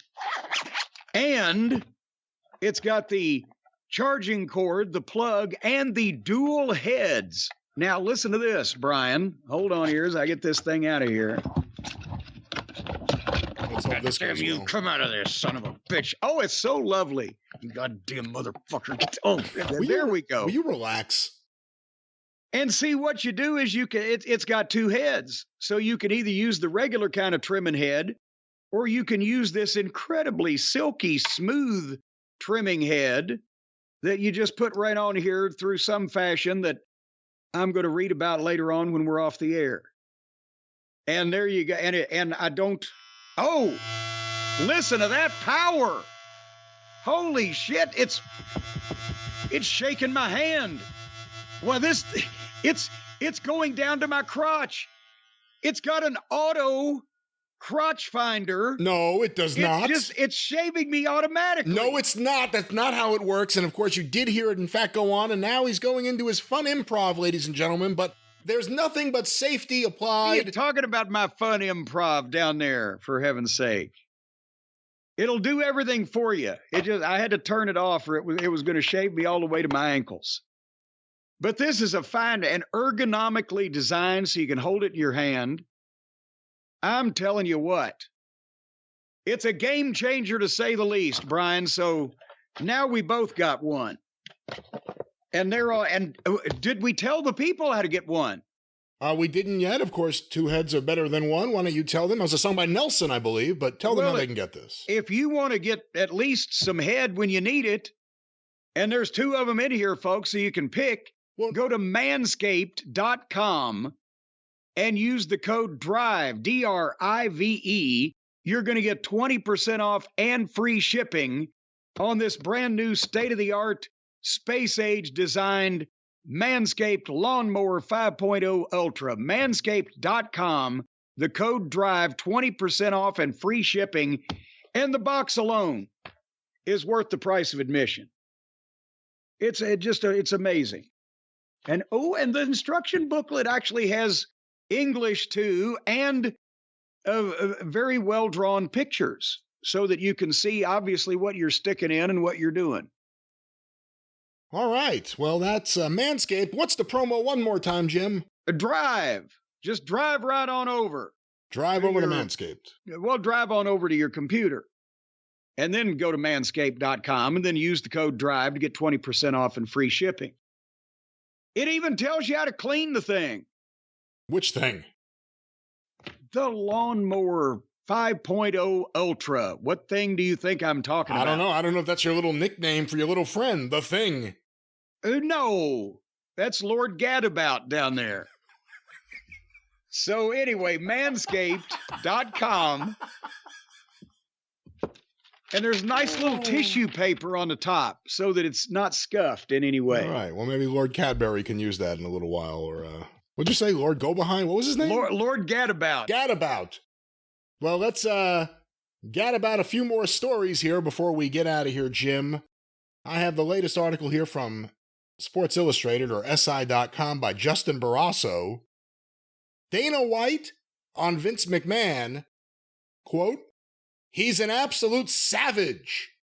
He's the Michael Jordan of the business world." So we have some quotes here from Dana White. A lot of listeners have been sending this in. Vince McMahon always viewed the UFC as competition. As a result, Dana White, a fellow promoter with New England roots, became an instant adversary. Despite success extending the UFC around the globe, which is also a strength of the WWE, White never found common ground with McMahon. Yet, that has changed drastically since WWE merged with Endeavor, the parent company of UFC. Now, under the same banner, White, the UFC CEO, and McMahon, WWE's executive chairman of the board, after decades of opposition, are finally working together. Here's the first quote. I'll stop after this, get some thoughts. Well, is the guy in the preamble, is he overstating this rivalry somewhat? That they have worked together and been complimentary, especially Dana about Vince as far as his business practices. I think there's probably things we know about, things we don't know about, but Vince McMahon fucks with competition, no matter who they are. Whoever he decides is his competition, he is going to fuck with them. Some would say use predatory business practices on them, and then pretend none of that happened.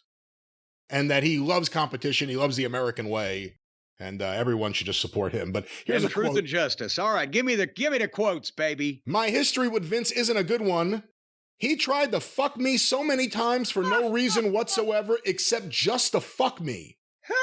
But that's in the past. Now that Vince and I are allies, no one's been a better partner than Vince. So there's the first quote. What do you think of that? Oh, God. I mean, I love Dana White. He's gotten away with his brand of promo for quite some time now because it's uniquely him. And I'm just trying to think, how could he have fucked or tried to fuck Dana White in ways that we may not have heard about? Who knows? Could be, again, we've had issues in the past with Brock Lesnar where he was working for UFC, I think when Vince still had problems with him. We've had probably issues over what night someone was going to run a pay-per-view. A lot of things we don't know about, but... that's the thing. It'd be fascinating to find out what Vince did in response to some of these things that apparently has not been reported. As promoters, White and McMahon share a lot of connective tissue. Both men took brands considered too niche and violent into the mainstream. White is doing that again with his Power Slap promotion. Power Slap! Which has a fight card later tonight from Vegas. And he is grateful to work with McMahon. Wait, is that thing still happening? They took it off television, right? I think we see why he agreed to do an interview with Justin Barrasso to promote that. And he is grateful to work with McMahon, who brings 6 decades worth of expertise and high-level acumen to his work. Back to the quotes here. Since day one of the deal, it's like I'm dealing with a different person. It goes to show that when you oppose him, or he thinks you are opposing him, the guy comes after you blindly. Once you are aligned, Vince is an incredible partner. We've probably spoken on the phone 20 times since the deal. It's all added value conversation, with Vince doing work and raising the bar for both companies. So I'll stop there again. What does it say? It goes to show that if you oppose him or if he thinks you're opposing him. Yes. He's not necessarily worried about the exact details. It's just if you might be on the wrong side. And I think he's got Vince down. But again, if they're on the same side, that means that, Vince could like the guy or could admire something about him and think, well, but we're opposition, so, he must be crushed. But if they're on the same side, even if he doesn't like him, he can justify it with, well, but if he does well, I do well. And if he can help me or whatever the fuck, it's all business with Vince. Did Vince ever express to you, and probably not, because it's not the kind of thing you would just ask him or he would come out and say, but from your time around him, why do you think he sees anything else in the space as competition, like another wrestling company or smaller wrestling company? Why is everything so personal to him as being a competitive thing? As like no one could exist in the space. There's room for Ringling Brothers and no other circus. Well, but no, there's just no other room for a national circus. Remember, he was more than willing to work with Jerry Jarrett over in Memphis or me in Knoxville. Or because there was not competition by the nature of what we were doing. We were never going to be, didn't want to be, not going to try to be. And that helped him because he could still at least get some guys. And then when that went by the wayside, he realized he had to do developmental. It's just he feels like he's got to be the brand, the national face. If somebody's going to try to be getting national television, starting to bid enough money to interest some of his talent enough to upset his goddamn pay schedules, whatever the case, if it's going to impact his business, that's when it gets on his radar. And, and it's varying points because at some point, even on with TNA on Spike that was doing better numbers than AEW is doing now, it wasn't like it was the most pressing thing in the world to run them out of business every day when they got to the level they were going to get to and were kind of doing it by themselves. But he's always going to try to make a strategic move of this guy can't, or this company can't get this building or this network, or don't fuck with our merchandise partner or whatever, if it gets to that. Let me finish this off here. As WWE seeks a new media rights deal for Raw and NXT, White has been eager to watch McMahon at work, particularly now that they are both part of Endeavor. This is a marked change from the past, where White shared positive working relationships with Paul Triple H Levesque and Stephanie McMahon, but never with Vince. Back to Dana. Triple H and Stephanie have always been great to work with. I've always had a great relationship with them. Always. Even when we weren't aligned back in the day. But the most amazing story is the relationship with Vince McMahon. White finds himself in awe of McMahon's work ethic and tenacity. Oh, Especially considering the longtime WWE boss is 2 years shy of turning 80. Here's the final quote. Vince McMahon, man, he's an absolute savage.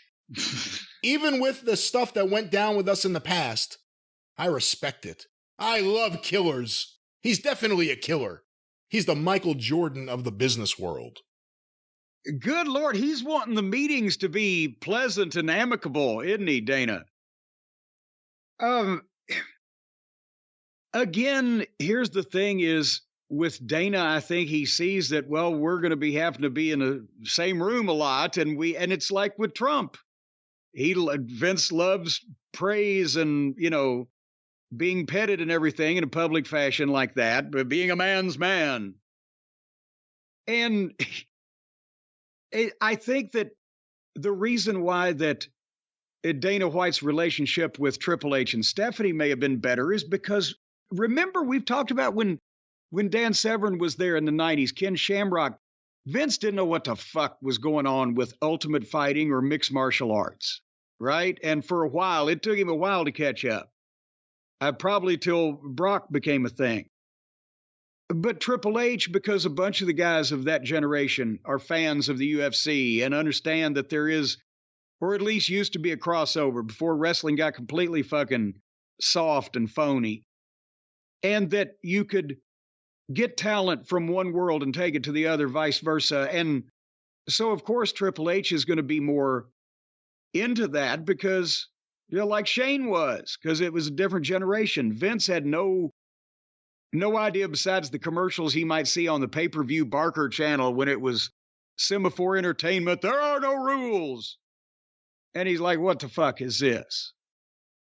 Well, Jim, let's stay on the topic before we get out of here of Endeavor. Endeavor put out a press release earlier this week. Endeavor announces review of strategic alternatives. Beverly Hills, California, Endeavor Group Holdings, a global sports and entertainment company, today announced the initiation of a formal review to evaluate strategic alternatives to the company. As part of this review of strategic alternatives, the company will not consider the sale or disposition of the company's interest in TKO Group Holdings Incorporated. Here's a quote from Ari Emanuel. Given the continued dislocation between Endeavor's public value and the intrinsic value of Endeavor's underlying assets, we believe an evaluation of strategic alternatives is a prudent approach to ensure we are maximizing value for our shareholders. Endeavor has not set a deadline or a definitive timetable for the completion of strategic alternatives review process, or the strategic alternatives review process, and there can be no assurance that this process will This process will result in any particular outcome. The company does not intend to comment further regarding the review of strategic alternatives until it determines disclosure is necessary or advisable. Here is a statement that a publicly traded company is putting out there to say either they're looking at a way to raise money to buy all the stock back and go private, or they're looking to sell their company. that's what it sounds like to me. There are not too many other strategic alternatives. Who's going to buy this, or who will give us the money to buy it back for ourselves? It sounds like deja vu all over again, doesn't it, with the strategic alternatives business? Vince McMahon about a year ago, right? Yeah, but okay, well, and you kind of summed it up, but in that word salad of nonsensical business mumbo jumbo, that basically can only be one of two things. Either they want to endeavor the whole ball of wax. TKO, which is the WWE and UFC, is part of Endeavor, right? Along with other endeavors. No, actually. Technically, they're not part of Endeavor. They are spun off as a separate publicly traded company. Endeavor is a shareholder in TKO Group Holdings. Okay, well, all right. Well, you know, I'm just a small town bird lawyer. So then if somebody bought Endeavor, they would technically be the new owners of TKO, which is UFC and WWE. Right. If the Saudi Arabians, or well, if anyone decided to come in and spend a lot of money for a company that, you know, this is the thing I always get concerned with. They think that Wall Street's not valuing them high enough. It's hard to value something high enough with this much. I mean, they see that they're cutting overhead. I see this as nothing but overhead. Two gigantic companies like UFC and WWE combined, let alone everything else Endeavor has under their umbrella. It's hard to make money. Like, the bigger you get, it's hard to make money with that. I don't know. That'd be my concern, but. Well, but the point is, either they're going to buy it for themselves through someone's financing, or they're going to sell it. But then again, that could mean that somebody else would be Ari Emanuel in this hierarchy over here with the wrestling and the MMA. Potentially. I mean, I guess the interesting thing, again, TKO Group Holdings is a publicly traded company, although, as we've seen, there's nothing to stop a publicly traded company from going private if they have the money there. But the interesting thing is, if anything did happen, if Endeavor was taken over by another company, if TKO at any point was made private and sold as a separate entity, if anything happens, we're going from a period of time where we had one family ownership of a wrestling company for decades to all of a sudden we could have multiple people in the picture within a decade. That's where it gets interesting, because Vince McMahon's not living forever. And we don't even know what his position in the company will be a year from now. We know that he could sell his stock at any time and no one else has that. And we know that have been comments made by Ari Emanuel publicly that Vince has nothing to do with creative anymore, that they made the decision to put Triple H in complete control. You know, the drama around the ownership of WWE or anything, an entity that owns them, may continue for a while. Is there a limit? Or is this the goddamn business world version of the Blob? So somebody might come along and buy this and gobble that, then something else. Are we headed toward one company owning everything in the whole world? I think we're headed towards Endeavor trying to raise money from more than likely foreign entities in the Middle East. Entities. And using that money to buy back their stock and make it a private company. Because again, if they're honestly believing that their stock is being undervalued by Wall Street, you have to think that problem may not go away. So, you know, that's like, you know, podcast one, and we'll talk about them again very soon on the experience. But, you know, they promised $8 to $12 a share. Where was the support for that? That's what they think, or at least that's what they're publicly saying they think their stock is worth. But there's no basis of that. Again, Endeavor is a serious company as opposed to podcast one. Endeavor's saying we think our stock's worth this. If the investors don't think so, if the street doesn't think so, it isn't. Very well put. Well, thank you very much. Jim, a couple more things before we get out of here. The Wrestling Observer newsletter is reporting today. Randy Orton's WWE return looks to be about a month away. He's been out of action since May of 2022. He underwent back fusion surgery last year. And according to Dave in the latest Observer, the suggested time frame for a return is Survivor Series.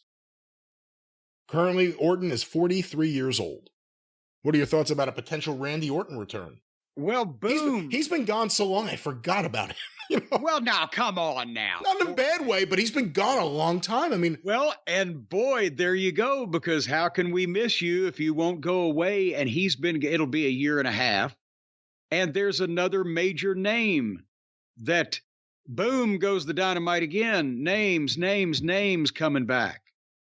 Well, whatever they're going to do, whether it's a surprise or they're just going to announce next week, Randy Orton comes back. That's going to be a topic of conversation.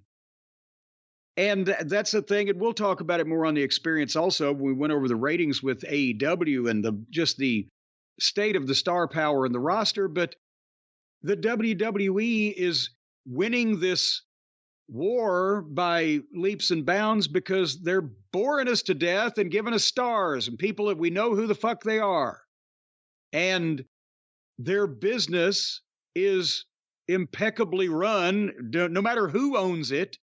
From a business standpoint, the creative in WWE, like all promotions ever, has always been on and off or back and forth or good or bad or whatever.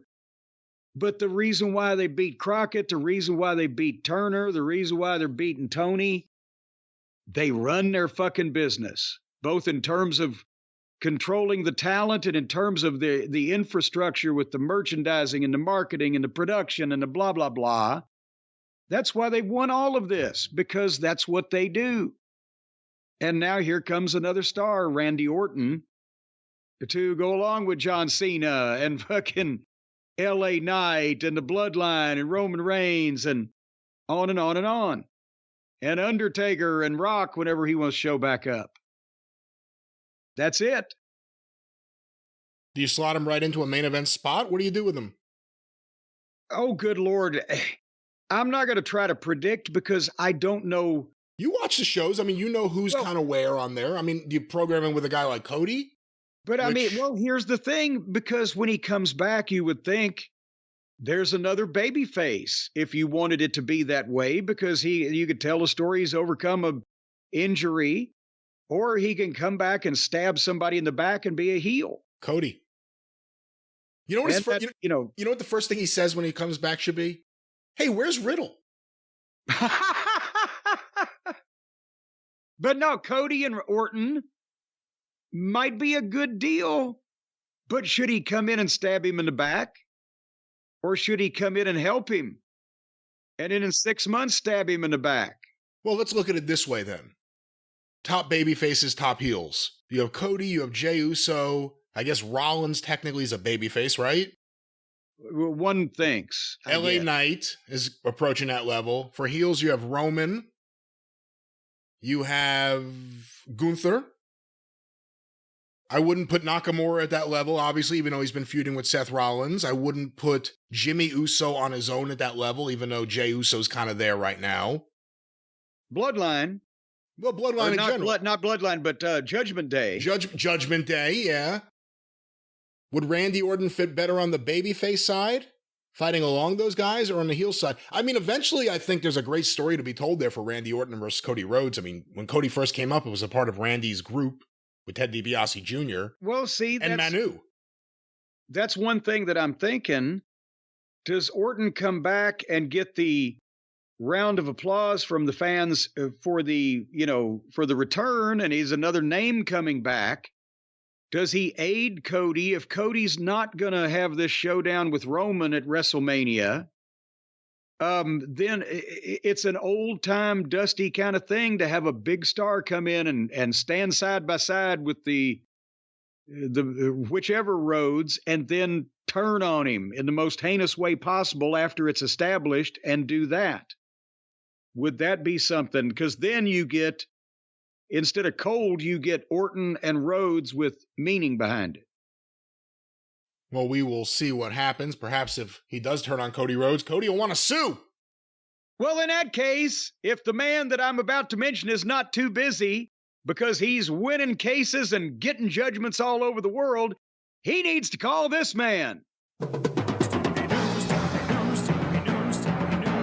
Call Stephen P. News.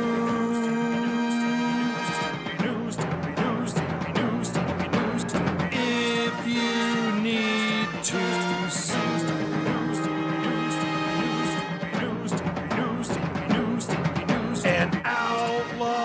mud show or two. Skills to the rest. You know, we got to get an update on that big $200 million lawsuit that the newlawoffice.com at Stephen P. New at newlawoffice.com 87750 has filed against Governor Jim Justice over there in the state of West Virginia. Of course, Governor Jim Justice, the father of Sid Justice.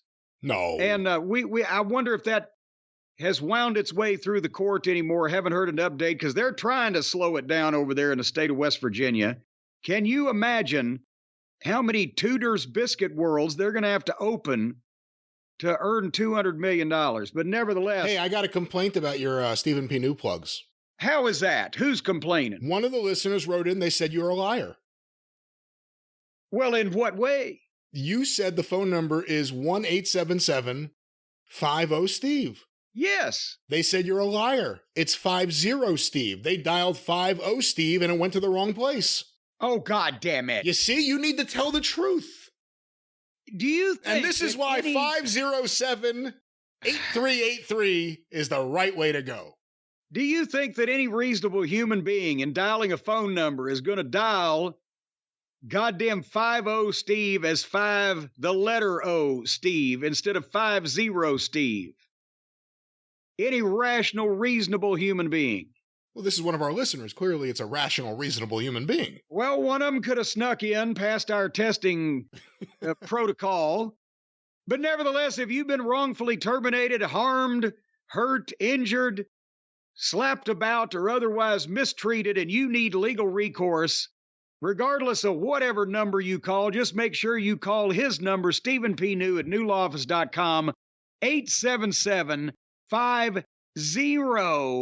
Steve. Yeah, 507-8383. Or just 50-Steve.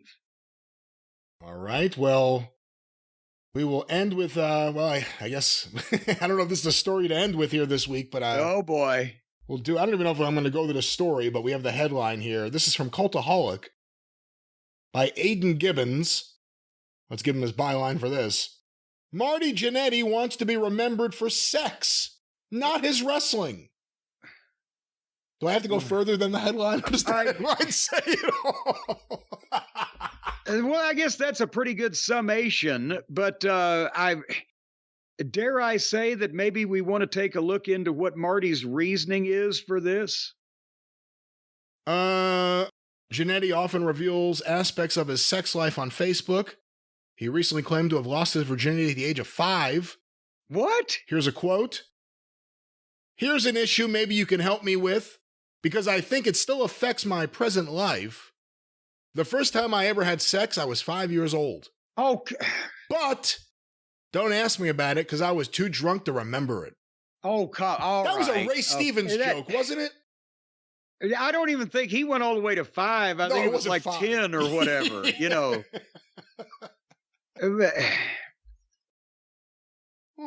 That's it. Honestly, there's nothing else in this article. It's just that's the article. That's the article, and then his links to other things apparently he has said or done. I'm sure there's links to other things. Let's leave Marty alone. Poor fella. All those road trips with Bulldog Bob Brown affected him, and possibly we shouldn't give him any more attention. I want to be remembered for my sex, not my wrestling. Is pretty funny. Jim, one last thing before we wrap things up. We kind of alluded to it earlier in the review. Official word came out this week. Arn Anderson left AEW, I believe, in August, and Brock Anderson, his contract has come up. He is no longer with AEW. Any thoughts on Arn and Brock leaving AEW? Okay, honestly, I saw Brock that his contract was up. I didn't know Arn was gone. I saw that from a couple different people. I will try to double check that. They told me he left in August. Well, I'm not doubting you. I just hadn't seen it actually reported or heard about it. But I mean, good Lord, Brock is they signed him for what, a couple of years, I guess. It's been a couple of years ago we first saw him. He's not been on television. Nothing even against him. Tony, fiscally, as a businessman, one of these days ought to get rid of most of the talent he doesn't put on real television. With Arn, Jesus, it's not like it didn't look to me like anybody was listening to what Arn Anderson would say when it came to, yeah, you should do this or don't do that.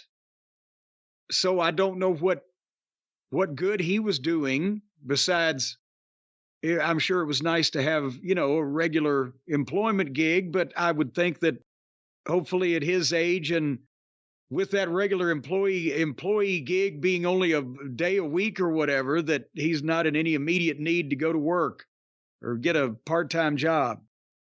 It's a shame that you cannot figure out a way in your wrestling company to utilize properly and productively a guy like Arn Anderson, but they never figured out a way to do it on camera. And like I said, I didn't see the evidence of a lot of people listening to anything he'd say about wrestling, at least as far as the years I've known him. So what the hey? Well, what the hey? This has been the drive-thru. I've said this a few times. I mean it this time. Next week's songs and the usual outro return, but you guys wouldn't believe how slammed Jim and I have been lately. But again, everything returns next week, and the experience... I've been scooped and you've been powered. And the experience returns before you know it. Maybe by the time you hear this, who knows? Until next week, for Jim Cornette, I'm the great Brian Last. Tally-ho!